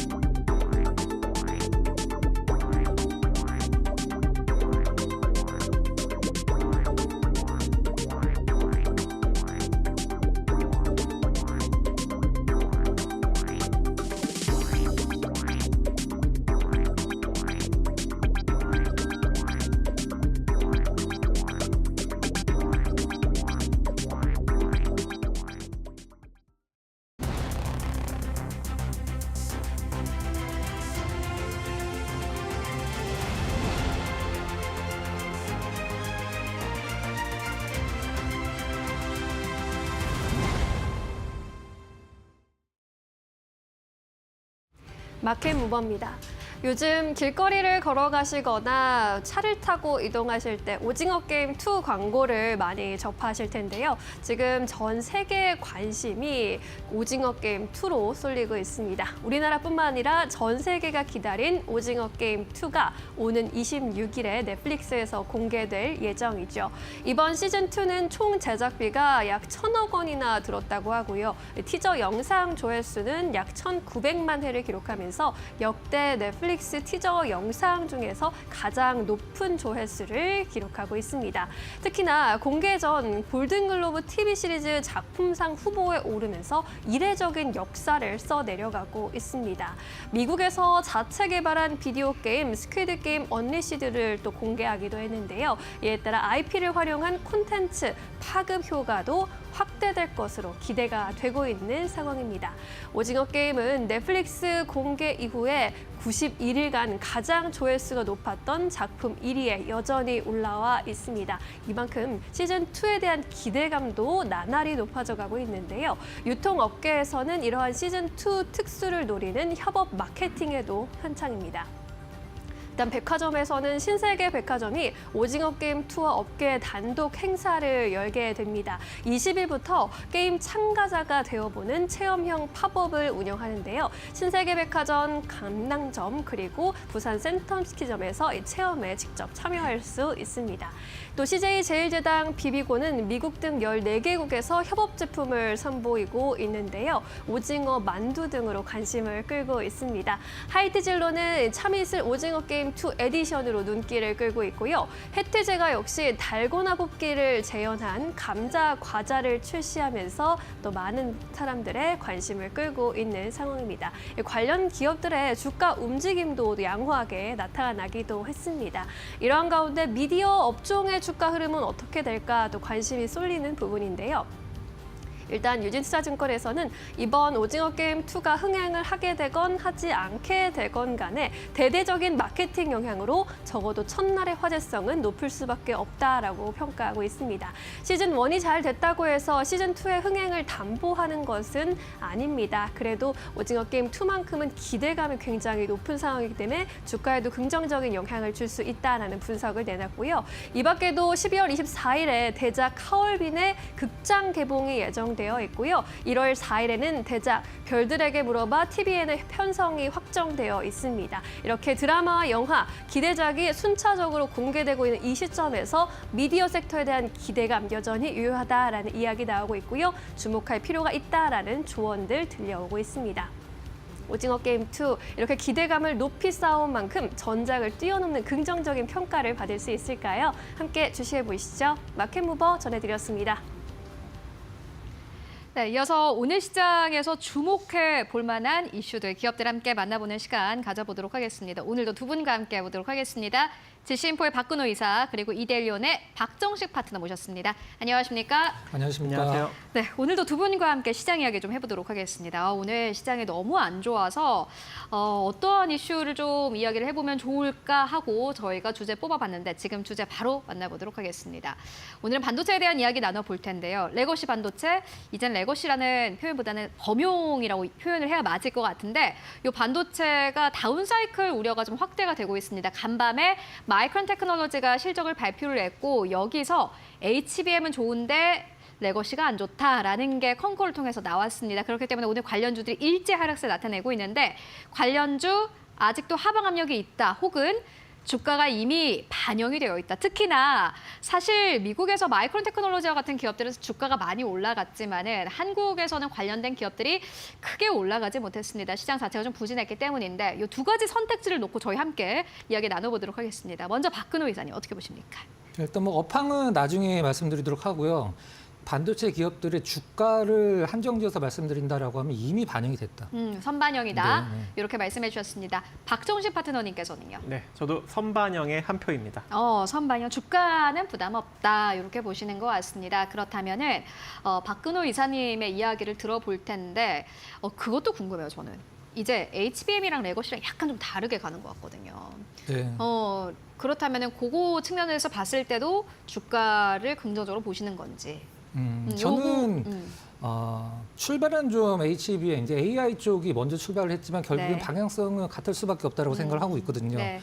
먼저 이제 왜 이미 반영됐다라고 저는 사실 반영이라고 표현을 하고 싶지도 않은데 전제 조건을 좀 말씀드리도록 하겠습니다. 수요 폭증이 없는 다운 사이클은 있을 수가 없습니다. 실질적으로는. 근데 반도체의 수요 폭증이 최근에 없었기 때문에 다운 사이클이라는 단어는 제 개인적으로는 뭐 맞지 않는 단어라고 생각을 하고 있고요. 지금 이제 우리 반도체 이제 고정 거래 가격이죠. 이제 삼성전자, 하이닉스가 큰 업체들한테 거래를 고정 거래 가격이 하락하고 있는 건 맞아요. 근데 그 하락하는 이유를 우리가 살펴보면 우리가 과거에 이제 삼성전자, 하이닉스가 감산 들어갔을 때 그때는 분명히 수요가 없었기 때문에 반도체 가격 하락으로 감산을 들어간 거거든요. 근데 지금은 수요는 줄어들진 않았습니다. 실질적으로 대만 조사기관 그 트렌드 포스 보면은 오히려 그 범용 반도체, 레거시 반도체 올해 성장을 했어요. 근데 좀 약간 적긴 했습니다만. 근데 지금 뭐 중국 쪽이나 이런 쪽에서 이제 물량으로 소위 치고 나오는 물량들이 많기 때문에 수요가 줄어서 가격이 떨어지는 게 아니라 공급이 타이트하지 않기 때문에 지금 이제 고정 거래 가격이 떨어지고 있는 상황인데 중국에서 워낙 저가로 공세를 하기 때문에. 그렇죠. 제가 근데 왜 같이 가야 되냐라고 같이 갈 수밖에 없다라고 말씀을 드리냐면 지금 AI 쪽은 반도체 쪽을 본다라고 하면 아직은 기업단에 머물러 있는 상황이거든요. 그 수요처가 이제 그게 우리 소비자들, 이제 저희 같은 소비자들한테 넘겨오는 과정의 어떤 길목에 있다라고 보시면 되는데 그게 바로 이제 우리가 흔히 얘기하는 온 디바이스죠. 이 부분에서 아이폰 쓰시는 분들은 아마 아실 거예요. 아이폰이 16서부터 8기가로 바뀌었죠. 그것만 보더라도 벌써 D램이 한 30% 이상 이제 수요가 늘어난다라고 보시면 될 것 같은데 최근에 이제 세트 업체 쪽에 어떤 동향을 좀 본다라고 하면 이런 식으로 하는 거죠. 과거에 이제 2년 전에 이제 IDM들이 반도체 기업들이 감산 들어갔다가 그걸 원복하는 과정에서 이제 공급이 타이트하지 않으니까 미리 예전에는 재고를 많이 쌓아놓고 있던 것들을 굳이 재고를 쌓아놓지 않기 때문에 수요가 사실 과거보다 이제 늘지는 않고 있는 상황인데 정리를 하면 수요가 줄어들어서 어떤 다운 사이클을 얘기를 한다라는 것은 문제 좀 있지만 지금은 사실 수요보다는 이제 공급이 늘어나는 측면이기 때문에 이런 부분들이 나와주고 있는 상황이고 온 디바이스 쪽에서 뭐 삼성전자 쪽에서 뭐 LPDDR이나 이런 이제 고부가 가치 DDR 쪽으로 전환을 하고 있는 상황이라 저는 크게 걱정을 안 하셔도 되고요. 제 의견을 좀 정리를 하면 사실 이런 의견들이 시장의 이런 예상들이 다 맞는 건 아니거든요. 특히 반도체가. 그렇죠. 올 초만 하더라도 나온 보고서들 보면 하반기에 엄청 좋을 거라고 했거든요. 근데 벌써 한 1년 정도 안 지나는 상황에서 또 이게 의견이 바뀌고 있는 상황인데 제 의견은 반도체 주에 관련된 제 의견은 시간이 내 편이라고 생각을 하면 지금 상당히 좀 매력적인 가격이다. 근데 중국 이렇게. 지금 마이크론 테크놀로지의 컨퍼런스 콜이 문제가 되고 있는 게 네. 이제 중국 쪽의 그 덤핑 그렇죠. 저가 공세가 사실 문제이지 않습니까? 거의 반 가격에 파는. 그러니까. 네. DDR4 쪽이 주로 이제 제품이라고 이제 볼 수 있는데 이게 어디에 주로 많이 들어가면 중국의 저가 스마트폰이 상상을 초월하는 가격이거든요. 10만 원대 스마트폰도 있어요. 스마트폰이 거기에 주로 들어가긴 하는 건데 사실 그렇다라고 하면 뭐 지금 캐시카우 역할을 하는 이런 저가 메모리들의 어떤 가격이 떨어지는 그건 분명히 영향이 있긴 합니다만 사실 실적으로 본다라고 하면 마이크론도 예상 실적보다는 좋았어요, 실질적으로. 근데 가이던스가 좀 약간 안 좋게 잡히면서 주가가 급락이 좀 나왔었는데 오늘 우리 시장 예외로 좀 잘 버티고 있죠. 그래서 저는 이런 업황들이나 산업 어떤 분석들보다 주가는 보통 우리가 흔히 얘기하는 6개월 선행한다고 선반영? 얘기를 해서 선반영 됐다 이렇게 좀 정리를 하도록 알겠습니다. 하겠습니다. 그리고 한국 시장은 사실 선방이 될 수밖에 없어요. 주가 너무 낮아가지고 그렇죠. 네. 반도체 우려는 커지고 있습니다. 미국 시장에서 관련주들은 워낙 또 고공행제 흐름을 보여왔기 때문에 지금의 우려가 반영이 되는 것은 어떻게 보면 좀 이해가 됩니다만은 한국의 반도체 기업들과 미국의 반도체 기업들을 비교한다? 이거는 한국 시장에 투자하는 분들에게는 억울한 이야기가 아닐까 하는 생각이 들고요. 박정식 파트너님께서는 어떻게 보십니까? 네. 일단 마이크론이 이제 레거시 범용 메모리 반도체 부분에서 재고 조정에 따른 실적 부진 골짜기가 생각보다 조금 깊을 것이다라고 이제 언급을 했는데 저는 오히려 그렇게 깊을 것 같지는 않다고 보여집니다. 왜냐하면 지난 16일 날 이 조 바이든 미국 행정부가 이 자국 가전제품 등에 사용되는 중국 레거시 이 반도체 대상으로 이 불공정 무역 행위에 대한 조사를 이제 준비를 착수를 했거든요. 거기서 만약에 잘만 진행이 된다면 이제 고율 관세를 또 매길 수 있는 그런 가능성 이런 것들이 좀 점쳐지고 있는 상황이기 때문에 아무래도 내년에 진짜 만약에 고율 관세를 이제 트럼프 정부가 또 이제 본격적으로 집권을 하게 되니까 관세를 매기게 된다면은 오히려 이 마이크론이나 아니면 이제 우리나라 기업들의 조금 이제 수혜로 작용될 수 있는 그런 가능성도 일정 부분은 있지 않을까라고 생각을 흐름이 합니다. 그렇게 바뀌었다는 게 문제 아닙니까? 어떤 흐름 말씀하시죠? 그러니까는 이제 중국이 워낙 저가 공세니까 여기에 관세를 부과하는 거는 약간의 이제 어떻게 보면은 미국 안에서 보호막을 쳐주는 거지. 네. 지금 흐름이 바뀔까봐 그거를 시장에서 걱정을 하고 있는 것 같은데 그건 어떻게 보세요?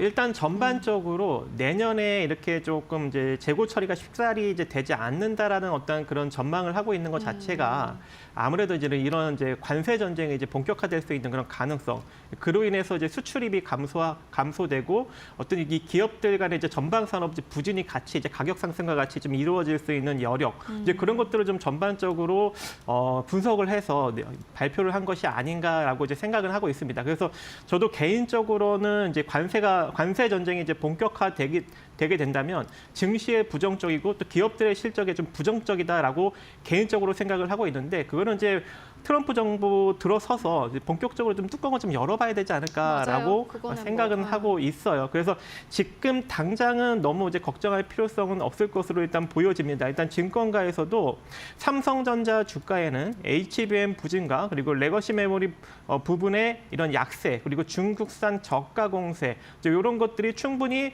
반영이 됐다라고 언급을 하고 있기 때문에 우리나라 이제 시장이죠. 이 지수만 강력하게 하락하지 않는다면 그렇게 실적적인 측면에서 크게 조금 악화될 수 있는 그런 여력은 좀 적지 않을까라고 생각을 해요. 그래서 주가는 일단 이러한 어떤 실적적인 전망보다는 시장이 더 중요하지 않을까라고 개인적으로 생각을 하고 있습니다. 네, 알겠습니다. 레거시 반도체 함께 짚고 왔습니다. 일단은 좀 노이즈가 나오고는 있습니다만 한국의 관련주들이 이미 선반영됐다라는 게 두 분의 의견인 것 같습니다. 앞으로 주가를 함께 따라가 보시면 좋을 것 같고요. 그렇다면 오늘 시장에서 또 주목해 볼 만한 이슈들 어떤 것들이 있을까요? 이어서 신민용 앵커가 전해드립니다.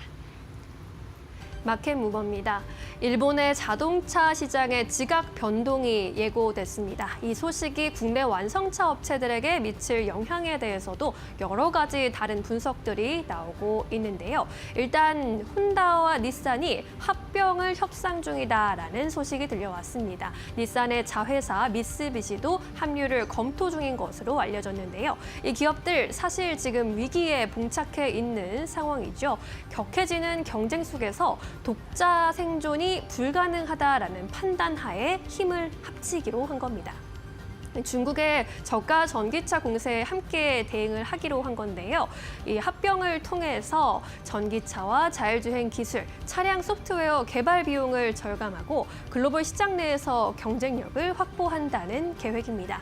중국의 자동차 시장이 전기차 자동차 시장이 급부상하게 되면서 일본의 자동차 업계에는 지금 중국뿐만 아니라 동남아 시장에서도 시장 점유율이 급격하게 하락하고 있는 상황인데요. 얼핏 보면 이러한 합병 소식, 우리 기업들에게는 악재로 보일 수도 있습니다.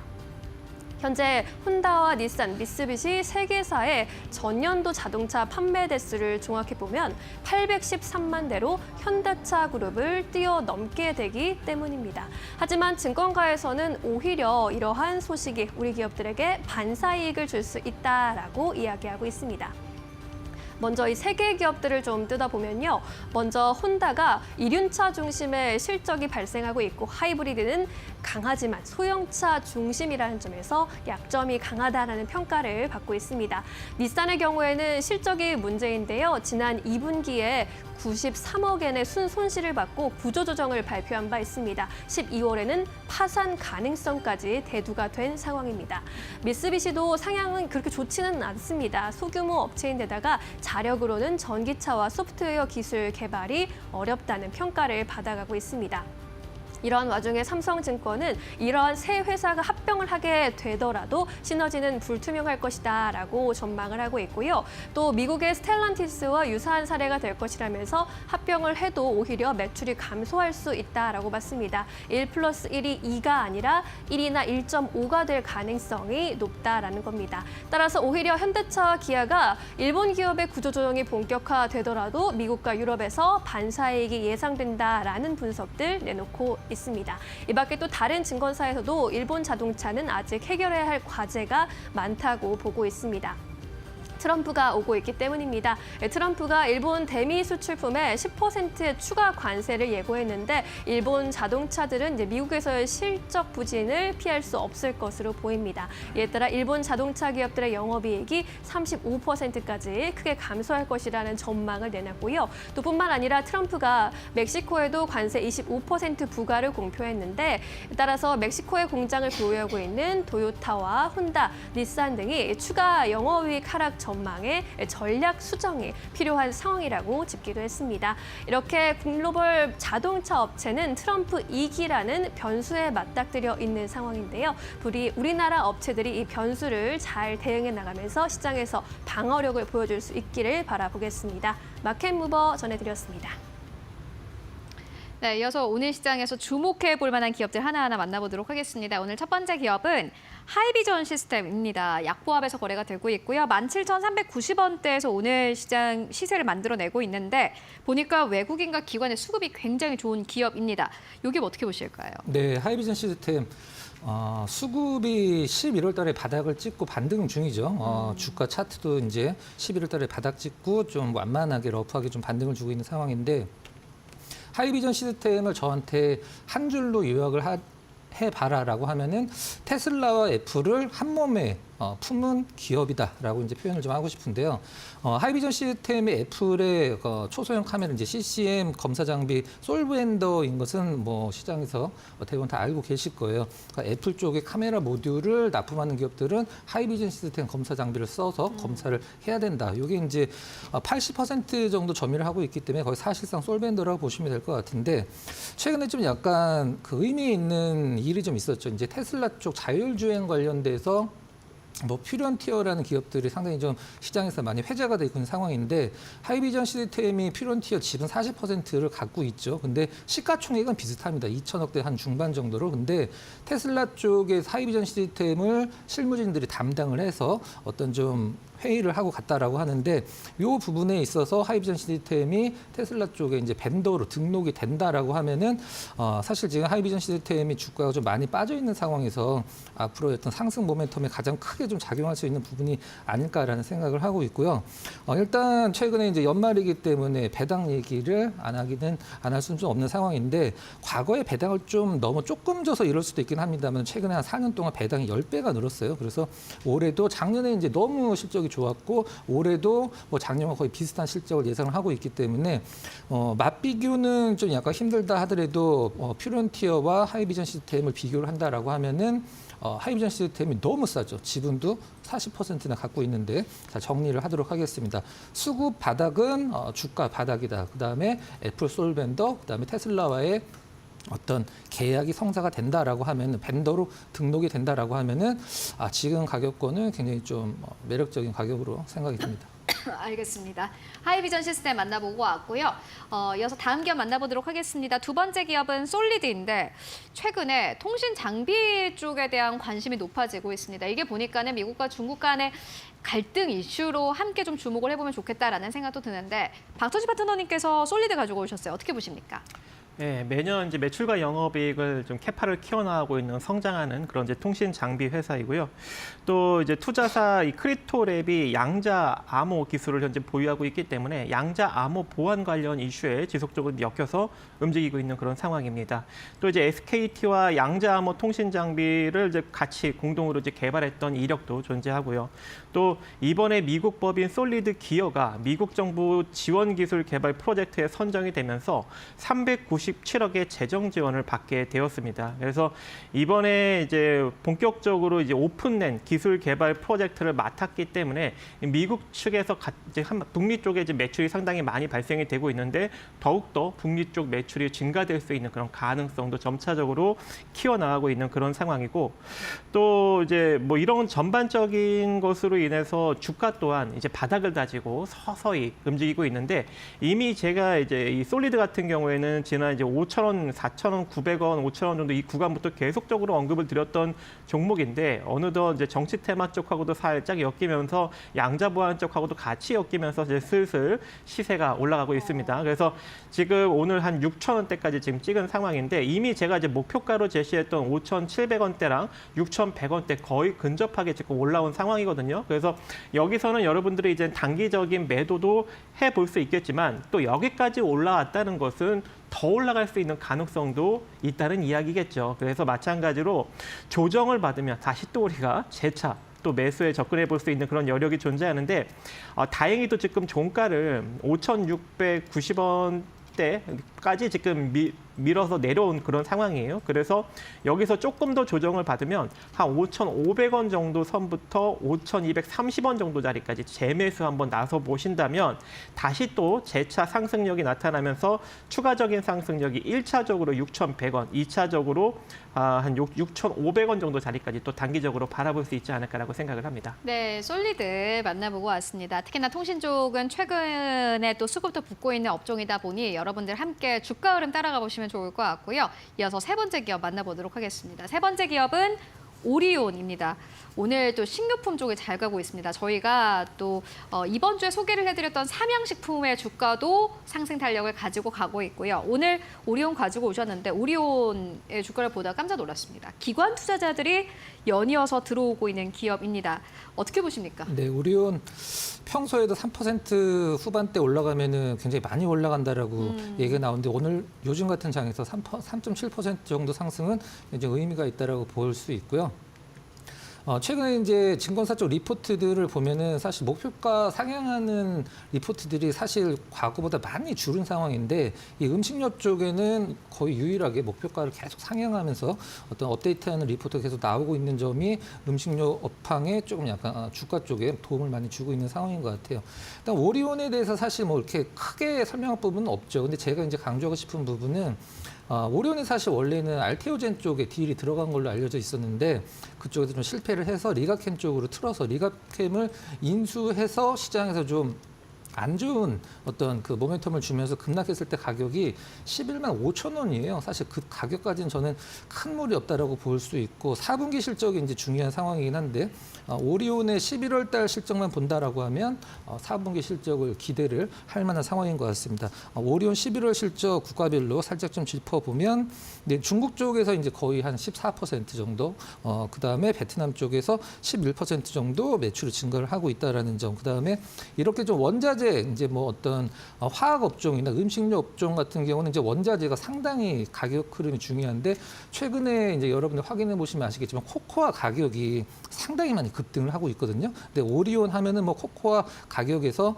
가격이 굉장히 중요한 기업이잖아요. 근데 이런 코코아 가격이 상승을 했을 때 오리온 같은 경우에서는 이제 제품 가격 인상을 통해서 어떤 매출 성장을 좀 바라볼 수 있다는 점이 시장에서 또 한편의 좀 긍정적인 부분으로 작용을 하고 있는 것 같습니다. 앞서서 이제 살짝 짚어주셨듯이 기관 쪽 수급이 지금 워낙에 퍼포먼스가 좋기 때문에 앞서서 제가 이제 말씀드린 1월 초에 오리온이 리가켄바이오 이슈로 떨어지기 전 가격 11만 5천 원 정도까지는 저는 뭐 그 이상을 뭐 보셔도 큰 무리는 없긴 합니다만은 11만 5천 원까지는 거의 리스크가 없는 가격대이기 때문에 연말에 좀 약간 그 혼란스러운 장세에서 이 음식료 업종 중에서 조금 더 안전한 어떤 그 실적을 갖고 있는 오리온을 오늘 한번 좀 선택을 해봤습니다. 네, 오리온 만나보고 왔습니다.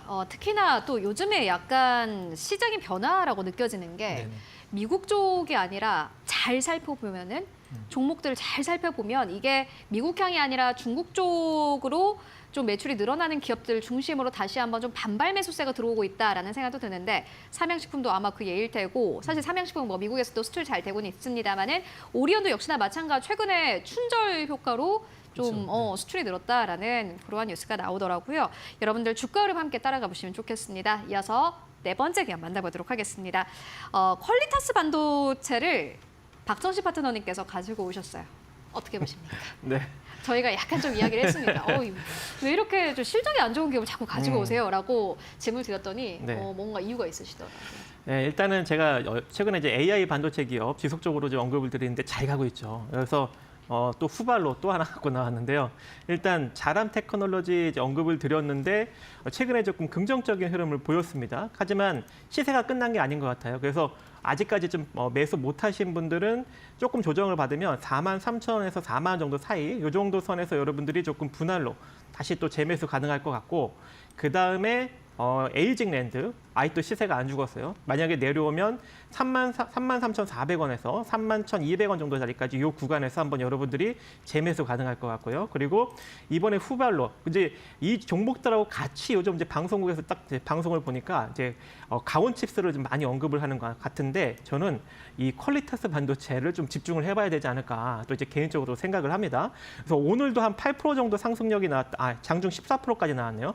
상승력이 나왔다가 그대로 지금 쭉 밀렸는데 마찬가지로 이 종목도 지금 9,700원에서 이건 좀 폭을 넓게 매수해야 될 것 같아요. 어디까지 눌릴지 잘 모르겠어요. 그래서 조금 눌렸다가 갈 수도 있고 좀 많이 눌렸다가 갈 수도 있기 때문에 9,700원 정도 선에서 8,400원 정도 자리까지 야금야금 이렇게 매수를 해 나아가신다면 그동안 주가가 좀 많이 눌린 측면이 있거든요. 그래서 만약에 이제 단기적으로 상승력이 그대로 쭉 이어진다면 최소한 13,000원에서 4,000원 정도 구간, 그러니까 지금 주가 대비 30에서 한 50% 사이 구간까지 우리가 좀 수익을 한번 기대해 볼 수 있지 않을까라고 생각을 합니다. 이렇게 좀 주목을 하는 이유가 이 초고속 인터페이스 반도체 IP, 즉 설계 자산을 만들고 있는 그런 개발하고 있는 그런 업체인데 최근에 이제 미세 공정이 점차적으로 조금 더 강화되고 있죠. 그래서 삼성과 그리고 TSMC가 내년 1분기, 2분기에 이제 본격적으로 이제 2나노 공정에 돌입을 하고 그에 따른 지금 수주 경쟁을 벌이고 있는 상황인데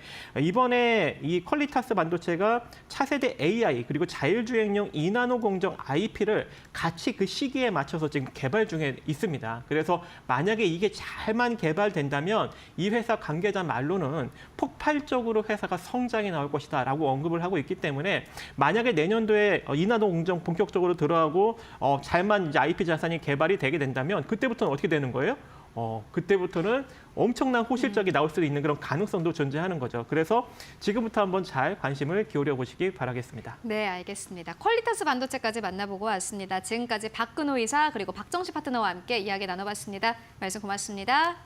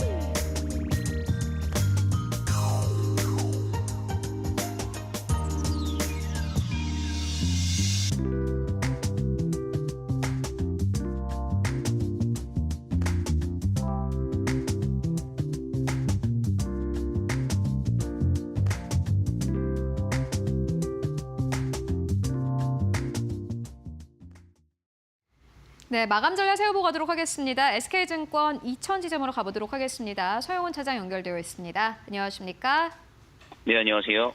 네, 차장님 오늘 시장 마감 상황 어떻게 보고 계십니까? 네, 오늘 우리나라 시장 조정이 좀 상당히 큰 흐름이었습니다. 전일 미국 증시의 영향이 크다라고 볼 수 있겠고요. 최근 연준에서 FOMC에서 금리 인하는 하긴 했으나 내년 금리 인하에 대한 횟수를 2회 정도로 예측을 하면서 상당히 매파적인 스탠스가 좀 공개가 됐고 이로 인해서 주식시장이 전반적으로 좀 조정을 받는 모습들이 나타나주고 있는 상황입니다. 여기에 따라 그동안에 좀 수급이 좋지 못했던 외국인들이 오늘도 역시 현 선물 합쳐서 1조 가까이를 매도로 던지는 모습들이 나타나주면서 하락세가 이어졌고 미국에서 마이크론의 하락이 우리나라 시장의 반도체주들을 하락을 야기시켰고 이로 인해서 시가총액 상위 종목들이 큰 폭으로 떨어지면서 시장의 조정이 좀 나타나주는 모습입니다. 물론 지금 현재 미국의 금리 스탠스가 지속되지는 않을 것이다라는 전망이 좀 우세합니다. 아무래도 이제 트럼프 정부가 들어서면 파월의 입지도 좀 좁아질 것이다라고 예상을 하고 있고 현재 구간에서 금리 인하에 대한 강요라든가 국채 발행에 대한 부분들이 얘기가 나오고 있기 때문에 이러한 조정이 오래가지는 않을 것으로 예상을 하고 있습니다. 다만 우리나라 시장이 여전히 외국인 수급이 좋지 못하고 특히나 원달러 환율이 급격하게 약세의 흐름이 이어지고 있는 상황이기 때문에 이런 부분들에 있어서는 좀 조심을 기할 필요는 있을 것으로 예상이 되고 있고요. 지속적으로 말씀드리지만 실적 좋은 종목에 대해서는 오히려 저가 매수 기회로 한번 보시는 전략도 좋지 않을까라고 예상을 하고 있습니다. 네, 시장은 흔들리고 있지만은 실적 좋은 기업은 오히려 이렇게 시장이 흔들릴 때 매수의 관점으로 보면 좋겠다라고 말씀해 주셨습니다. 오늘 보시는 기업 있으실까요? 네, 저는 삼성 바이오로직스 좀 보고 있고요. 바이오주에서 실적이나 캐파 같은 등등 전반적으로 긍정적으로 보고 있는 종목 중에 하나입니다. 우선 25년 2월부터 미국에서 이제 첨생법 개정안이 본격 시행이 되면서 거기에 따른 수혜주로서의 얘기가 계속 나오고 있는 상황이라는 점에서 100만 원 이상에 대한 흐름들을 충분히 좀 기대해 볼 수 있을 것으로 예상이 되고 있고요. 삼성바이오로직스 바이오 중에서 실적 상당히 좋습니다. 지속적으로 성장에 대한 기대감도 놓여 있는 상황에서 미국에서의 법안에 대한 통과 이런 부분들은 좀 삼성바이오로직스 입장에서 상당히 좀 긍정적으로 작용할 가능성이 높다라는 점에서 현재 구간에서 조정 시 좀 관심 있게 살펴보시면 좋지 않을까라고 생각을 합니다. 실적주 삼성 바이오로직스에 대한 투자 의견 듣고 왔습니다. 말씀 고맙습니다. 네, 감사합니다. 네, 이번에는 마감의 기술로 바로 들어가 보도록 하겠습니다. 이데일리온 곽유정 파트너 모셨습니다. 어서 오세요. 네, 안녕하세요. 어제 이제 매파적 발언 연준에서 나올 것 경계해야 한다라고 해주셨는데 오늘 역시나 이러한 결과가 나왔습니다. 네. 조정 좀 받아가고 있는데 시장 어떠셨습니까?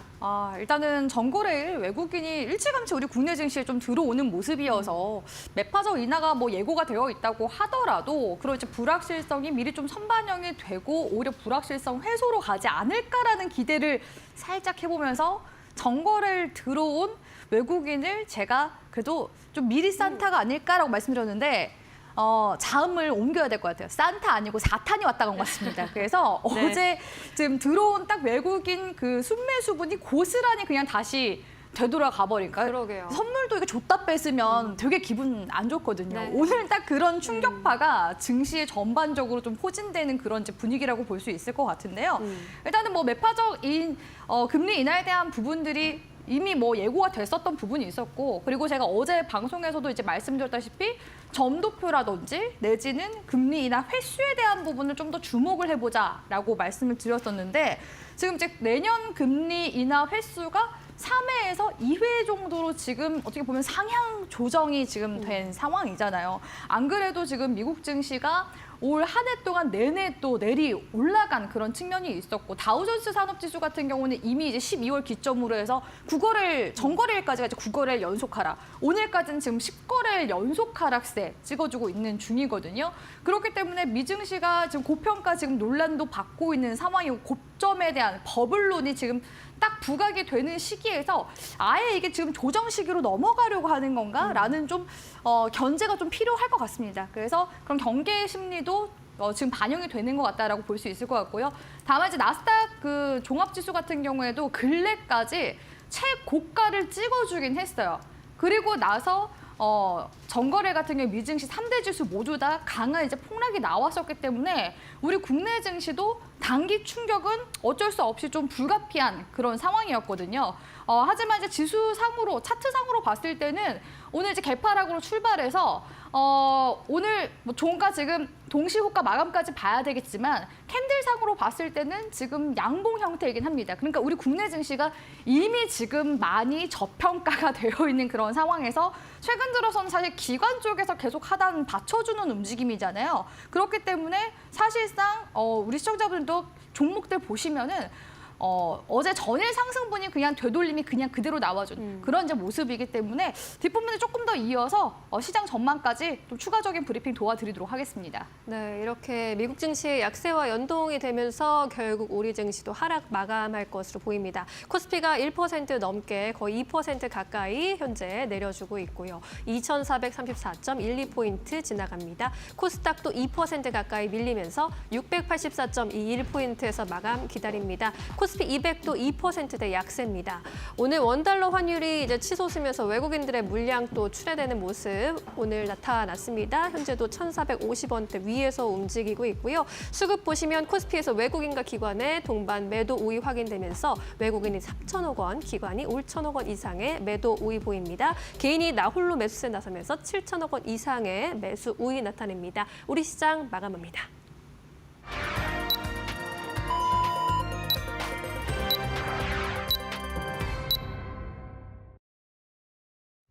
네, 12월 19일 목요일장 모두 다 마무리가 됐습니다. 여러분들 오늘도 고생 많으셨습니다.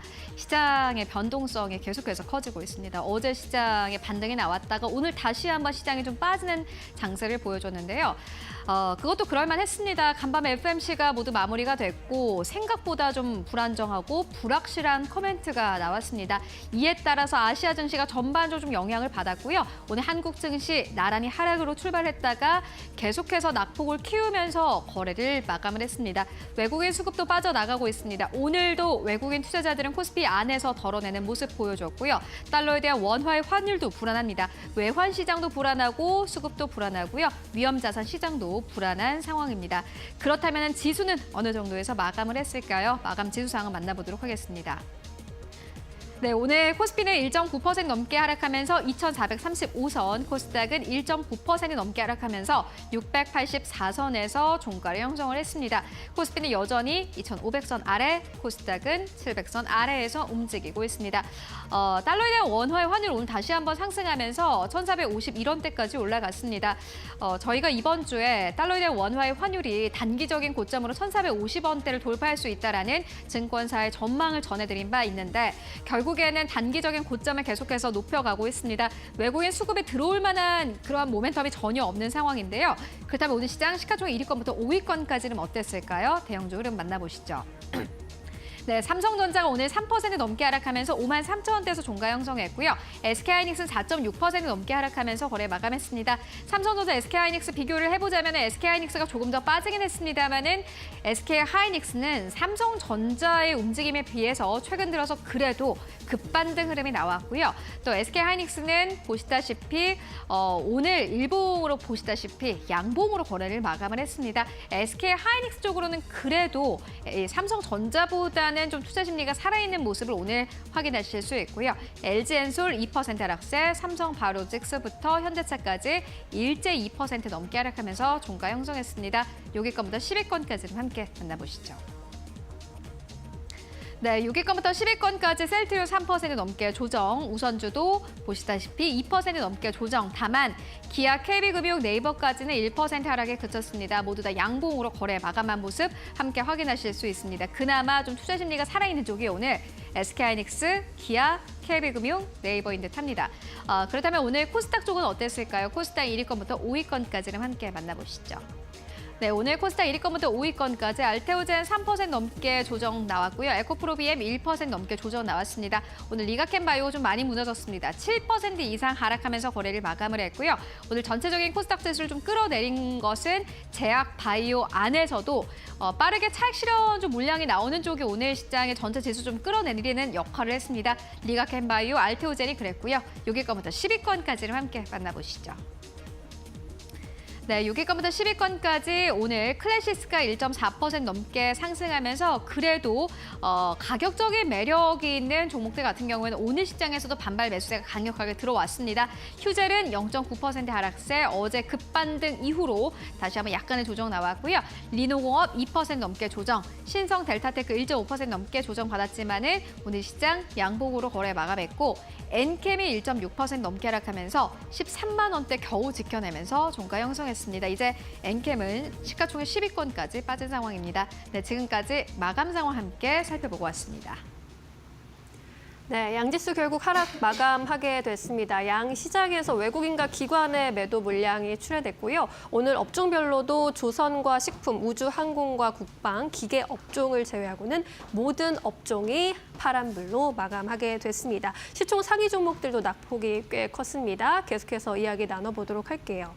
원달러 환율까지 이렇게 오르고 고민이 좀 깊어지는 시장인 것 같기도 합니다. 네, 일단 뭐 시장에서, 그러니까 미국 증시에서 들어왔었던 불확실성 같은 경우에는 아무래도 트럼프 인플레이션, 트럼프 플레이션에 대한 부분이 좀 많이 부각이 됐었던 부분이 있잖아요. 관세 부과라든지 불법 이민 뭐 금지 정책 이런 이제 부분들이 이미 뭐 선제적으로 반영이 된 상황이기 때문에 이제 좀 올게 오는 건가 싶기도 합니다. 대신에 제가 말씀드렸다시피 그러면은 미증시에서 빠져나가는 그런 자금이 어디로 흘러갈 것인가 했을 때 분명히 저평가된 곳들에 흘러가게 될 가능성 높다고 말씀드렸거든요. 네. 그래서 이제 오늘 사실 국내 증시가 상대적으로 그러니까 좀 충격파는 좀 일시적으로 단기적으로 있긴 있었지만 그 충격파가 오래 갈 것 같지는 않습니다. 다만 국내 증시가 여전히 12월 달 동안에는 좀 지지부진하는 그런 움직임은 계속 좀 만들어 나갈 것 같다라고서 보여지고요. 그러니까 지지부진한 움직임 만들어 나가면 보통 이제 개별주 위주로 움직임이 나올 가능성이 높고 그렇다면 지금 현재 외국인들은 어느 쪽으로 지금 수급이 향하고 있는지 그런 부분을 잠깐 한번 살펴봤습니다. 투자자별 매매 동향 잠깐 한번 보도록 할게요. 예, 투자자별 일별 매매 보시면 제가 지금 설정 값을 바꿨거든요. 11월 19일부터 12월 19일까지 약 한 달간 코스피에서 외국인들은 뭘 팔고 있고 뭘 매수하고 있나 살펴봤습니다. 보니까 순매수에 네이버와 카카오가 있는 모습을 볼 수가 있죠. 네이버, 카카오는 대표적인 성장주입니다. 상대적으로 낙폭이 굉장히 좀 컸었던 업종 섹터고 대신에 금리 인하에 대한 수혜를 볼 수 있는 그런 섹터잖아요. 이쪽에 외국인 순매수가 들어온 모습이 일단은 관측이 됐었고 네. 그 외적인 이제 좀 종목들 중에서 좀 특징적으로 보여지는 종목이라고 한다면 LG 에너지 솔루션과 현대 모비스, 그러니까 자동차 쪽 관련 종목들에도 여전히 외국인 순매수는 지속되고 있었다. 그러니까 전기차 캐즘이라든지 IRA 법안 폐지에 대한 우려감이 있음에도 불구하고 배터리 쪽에 수급이 들어왔다. 그리고 거기에다가 지금 현대 모비스 같은 자동차 부품 쪽에도 수급이 들어왔다라는 점은 그래도 어느 정도 계속해서 수출 모멘텀은 강달러 기조니까 타겟될 가능성이 오히려 더 높지 않을까라는 측면에서 들어온 건지 그래서 상대적으로 11월, 12월 달 종목군들 중에서 상대적으로 좀 덜 빠진, 그러니까 성장주들은 올랐고요. 네. 한 달 동안에. 그리고 이제 LG 에너지 솔루션과 현대 모비스는 박스권 형태 잘 유지를 해주고 있습니다. 그런 게 좀 특징적인 모습이지 않나라고 생각이 들고요. 개별주들 이제 전망을 했을 때는 오늘 업종 섹터 단에서 움직임이 나왔었던 종목 중에서 제가 좀 인상 깊게 봤었던 섹터는 식품주였습니다. 네. 식품주는 대표적인 또 경기 방어 섹터이기도 하지만 해외 수출 모멘텀을 타고 있는 종목군이잖아요. 오늘 좀 방어적으로 삼양식품 기점으로 해서 삼양식품에도 낙수 효과를 받는 그 소스 만드는 기업. 제가 S&D 같은 경우에도 12월 초쯤에 파이널샷에 또 관련주 맞아요. 제가 가지고 오기도 했었습니다. 네. 그렇게 이제 관련 종목들이 급등이 나왔고 삼양식품뿐만 아니라 농심이라든지 뭐 과자, K과자, K아이스크림 관련된 오리온이나 빙그레 이쪽도 오늘은 강세 움직임이 좀 두드러지게 나타났어요. 그리고 화장품 관련 섹터도 오늘 이제 저가권에서 올라오는 모습이 관측이 됐는데 코스맥스 같은 이제 ODM, OEM 관련 기업들도 계속해서 기지개를 켜는 모습. 거기에다가 실리콘투어 같은 미국 쪽 북미 유통망과 관련되어 있는 화장품 관련 기업들도 대거 지금 조정 이후에 반등으로 가려는 오히려 움직임이 감지가 되고 있거든요. 그러니까 그 막상 트럼프 정권에서 관세 부과에 대한 그런 부담감이 있음에도 불구하고 그보다도 향후 수출 모멘텀이 더 강하다라는 측면에서 지금 식품주와 화장품 쪽에 수급이 들어오고 있다라는 거. 그러면은 향후에 향후에도 계속 추세 상승 만들어 나갈 가능성이 높거든요. 이런 종목들이 지금 조정 이후에 바닥권에서 꿈틀하고 있기 때문에 계속해서 이런 이제 여전히 해외 수출 모멘텀 유효하다라는 걸 업종 섹터에서 볼 수 있었고 그럼 개별 섹터에서는 우리가 뭘 봐야 되냐라고 했을 때 오늘 장 초반에는 사실 반짝 움직임이 나왔었던 종목군들은 대북주와 품절주 이런 종목들 위주로 움직임이 있었고요. 그리고 최근에 테마가 또 들어오고 있는 것 중에서 양자 그쪽으로는 수급이 잠깐 단기적으로 왔다 갔다 하는 모습이 보여졌는데 제가 보니까 이번 주는요. 전반적으로 트럼프 정권이 들어섰을 때 수혜받을 수 있는 업종 섹터군들이 움직임이 좀 더 강하게 나타나는 것 같더라고요. 자율주행이라든지 대북주, 거기서 더 나아가서 우크라이나 재건 sek터. 지금 수남매 관점에서 봤을 때 자율주행 올라갔어요. 오늘 같은 경우에도 대북주 올랐죠. 그러면 지금 우크라이나 재건 쪽으로 수급이 지금 가는 모습이 전진건설 로봇 쪽에서 두드러지게 나타났는데 그 외에 기존의 우크라이나 재건과 관련된 대장 종목들은 아직 움직임이 두드러지지 않았기 때문에 그런 종목들로 수급이 계속해서 좀 빠른 이제 이동이 나오게 될 가능성이 높지 않을까. 그렇기 때문에 정권이 들어서기 전까지 사실 또 기대감이 유효하고 정권이 또 들어섰을 때도 그런 이제 뭐 여러 가지 규제 완화라든지 북미 관계가 또 우호적으로 진전된다든지 이런 부분들은 계속해서 이슈가 나와줄 가능성이 높기 때문에 주가가 고공행진해서 아직 뭐 고점을 지금 찍은 상황이 아니라서 계속해서 여전히 유효한 그런 테마성 움직임은 나오지 않을까라고 보여지고요. 그런 트럼프 정권과 관련되어 있는 그런 테마 섹터 중에서 강력하게 좀 성장성까지 기반이 되는 그런 섹터 같은 경우에는 저는 자율주행 쪽이라고 보고 있기 때문에 그래도 우리 시청자분들이 뭐 트레이딩 하신다고 했을 때 이 부분은 그래도 옥석가리 하시면서 테마 섹터 공략해 나가시는 게 중요한 좀 전략이지 않나라고 보고 있습니다. 네, 지금 이제 섹터를 좀 집중해 본다면 성장주 그리고 수출로 돈을 버는 산업, 화장품이나 식품, 자동차 같은 곳들 그리고 또 트럼프 트레이드로 영향받을 수 있는 섹터 이렇게 정리해 볼 수 있겠습니다. 그렇다면 종목으로 좀 압축을 해볼까요? 시초가 공략주로는 어떤 종목 바라보고 계신지 궁금하네요. 오늘은 이제 양자 관련주를 가지고 왔습니다. 사실 제가 양자 관련주를 제가 뭐 선호해가지고 직접적으로 이 이슈나 뭐 이런 종목들을 들고 오는 편은 아니에요. 장 시작하기 전에 제가 이제 코너 나가는 이슈레이더 시간에 다른 전문가 분들이 뭐 양자 쪽 관련 이슈 가지고 오면은 같이 좀 서브로 제가 가지고 오는 그런 느낌인데 일단은 지금은 어차피 개별 좀 테마성을 타는 그런 시장이기 때문에 양자 쪽 지금 이슈가 오늘 또 시장에 좀 잘 들어와주기도 했었고 종목들이 조금 더 유효한 움직임을 만들어 갈 것 같아서 양자 암호통신 관련된 드림 시큐리티라는 보안주 가지고 왔습니다. 일단 양자 쪽 같은 경우에는 지난 10일에 구글 쪽에서 양자칩 밀로 개발 소식이 있었습니다. 이로 인해서 양자 컴퓨터 상용화에 대한 기대감이 들어오고 있고요. 미증시에서는 이미 뭐 양자 암호 통신과 관련된 관련 소형 종목인 퀀텀 컴퓨팅이라든지 이런 종목들은 60% 넘는 그런 폭등세가 나왔거든요. 그러니까 이미 뭐 미국 증시 같은 경우에도 대형주로 올 한 해 좀 움직이는 그 매그니피 7 위주의 장세가 나타났다가 소형주 장세로 넘어가면서 우리 국내까지도 관련 종목들이 지금 들썩이고 있는 그런 상황이라고 볼 수 있을 것 같습니다. 그래서 이 양자 컴퓨터가 지금 현존하는 가장 빠른 컴퓨터인 퓨런티어의 성능을 능가했다라는 그런 관련 소식들이 들어와줬기 때문에 양자 암호 또 통신과 관련되어 있는 종목들 중에서 오늘 뭐 일부 종목들 많이 움직임 나왔지만 기존의 이런 보안 관련 종목들도 항상 양자 암호 통신 관련주로 엮여서 움직임이 나왔었던 그런 이력들이 있거든요. 드림 시큐리티 같은 경우에는 암호 보안 솔루션 무선 PKI, 그러니까 우리 시청자분들이 그 온라인에서 그 거래 같은 거 할 때 신원 확인하는 그런 이제 프로그램들, 솔루션 만든 기업이라고 볼 수 있고요. 또한 양자키 관리 장비 보안 검증 이력들, 이런 이력들이 있기 때문에 사실 테마성으로 기존의 보안 관련주, 블록체인 관련주 더 나아가서 좀 양자 쪽으로도 같이 엮여 있는 그런 기업이라고 보시면 좋을 것 같습니다. 그래서 사실 기술적인 대응이 조금 더 중요하기 때문에 흐름을 같이 좀 봐드릴까 하는데요. 드림 시큐리티 같은 경우에는 최근에 4,000원 구간대에서 저항받고 있는 모습이 단기적으로 관측이 되고 있긴 합니다. 근데 이 종목은 항상 실망을 안 줬었던 종목이에요. 변동성이 굉장히 잘 나오는 종목군이거든요. 그래서 기존의 좀 월봉 흐름 봤을 때 그 블록체인 쪽 관련 이슈, 암호화폐 쪽 이슈 들어왔을 때는 9,800원까지 갔었던 종목입니다. 최근에 비트코인 시장도 전거래 이제 미증시 폭락으로 인해서 좀 주춤한 측면이 있는데 비트코인 쪽으로도 이렇게 움직임이 나왔었던 종목이에요. 그렇다는 점에서 봤을 때 지금 일단 단기적인 박스권 구간이 2년 정도 만들어져 있고 있거든요. 그래서 4,000원 구간대만 한 번 더 돌파해주면은 여기서 4,400원 구간대까지는 무난하게 한 번에 더 추가적인 상승이 좀 안정적으로 나와주게 될 가능성이 높아서 지금 3,700원 구간이기 때문에 4,000원 구간까지 공략을 하시거나 4,000원 돌파 이후에 제가 제시 도와드리는 4,400원까지를 목표로 잡으시면서 공략해 나가시는 것도 유효하다고 보고 있기 때문에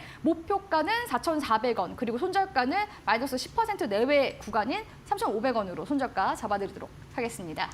네, 구글의 윌로우가 쏘아 올린 양자 컴퓨터 테마가 국내 증시에서도 꽤 오래 시세가 지속되고 있는데요. 오늘 이 안에서 드림 시큐리티 목표가 4,400원까지로 짚고 가보도록 하겠습니다.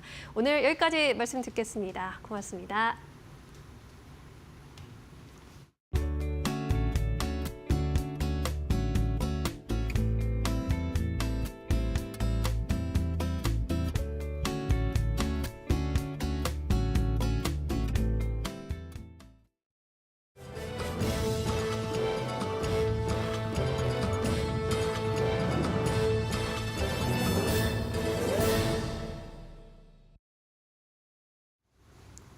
계속해서 이데일리 TV 뉴스 전해드립니다. 미국 증시의 우리 시장도 여지없이 휘청이고 있습니다. 정부가 코리아 디스카운트 해소를 위해 핵심적으로 추진하고 있는 밸류업 정책도 무용지물이 된 모습입니다. 국내 주요 기업들이 밸류업 정책을 발표하고 밸류업 상장지수 펀드들은 출시된 지 한 달이 조금 넘게 지났는데 일제히 마이너스 수익률을 기록하고 있습니다. 밸류업 정책의 현주소를 심영주, 이지은 기자가 잇따라 보도합니다. 국내 증시 저평가 해소를 위해 마련된 밸류업 지수. 이를 활용한 상장지수 펀드와 상장지수 증권은 지난달 4일 일제히 유가증권 시장에 상장했습니다. 상장한 지 한 달이 넘게 지난 지금 이들은 상장 때보다 평균 3%가량 떨어졌습니다. 한때 10,010원까지 올랐던 타임폴리오 코리아 밸류업 액티브는 5% 가까이 하락하며 가장 큰 손실을 보였습니다. 전체 거래량도 20배 가까이 급감해 상장 당시 2,000주 넘게 움직이던 시장이 100만 주 수준으로 곤두박질 쳤습니다. 상장 당시 최대 규모로 주목받았던 타이거 코리아 밸류업마저 16배 넘게 쪼그라들었고 삼성 코리아 밸류업 TR-ETN은 이달 들어 단 한 주도 거래되지 않고 있습니다. 과거 정부 주도로 조성된 관제 펀드들의 실패 사례를 답습하는 것 아니냐는 우려가 여전한 이유입니다. 가능성이 높죠. 뭐 지금 거의 유명무실한 상태고 밸류업 프로그램이라는 게 취지는 좋았는데 엉성한 실행하고 그다음에 말도 안 되는 그런 주가 지수 만들어내고 그런 거를 투자자들 입장에서는 지금 아쉬운 부분인 거죠. 여기에 비상계엄 사태와 탄핵은 물론 미국의 금리 인하 속도 조절 등 대내적 불안 요인이 더해져 밸류업 정책이 동력을 잃을 가능성이 더 커졌습니다. 대통령도 탄핵이 됐고 한동훈 대표도 물러났기 때문에 다시 밸류업 정책은 살아나기 어렵고 한국의 밸류업 정책은 근본부터가 잘못됐습니다. 최근에 거시경제 상황이 엄중하기 때문에 당분간은 쉽지 않을 것 같습니다. 그래서 우리 밸류업 지수가 제대로 작동하기 위해서는 국내적인 상황도 상황이지만 글로벌 상황에 따라서 많이 연동되지 않을까라는 생각입니다. 좀 밝지 않은 전망입니다. 이 같은 문제의 거래소는 밸류업 지수 구성 종목을 다시 조정하는 등 분위기 반전에 힘쓰고 있지만 기업 가치를 저해하는 이른바 밸류킬 기업들을 여전히 제외하지 않아 기준에 대한 공감조차 받지 못하고 있습니다. 이데일리 TV 심영주입니다. 10조 원 규모의 자사주 매입 계획을 밝힌 삼성전자 주가는 밸류업 발표 이후 2.6% 오르는 데 그쳤습니다.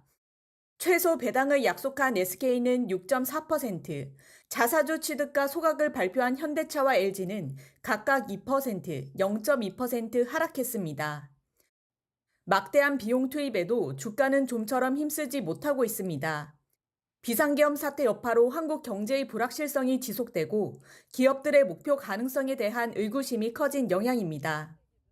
기업 가치 제고의 발표 자체는 상당히 좋고 그걸 추진하는 건 좋은데 시장에서 이제 그걸 의심하는 거죠. 이게 과연 실현될 수 있는 목표인가. 또 이 밸류업을 추진했던 게 바로 이제 윤석열 정부다 보니까 계엄 이슈로 인해서 한 해 가결이 됐기 때문에 또 그걸 이끌어갈 구심점이 좀 사실 없어져 버린 상태잖아요.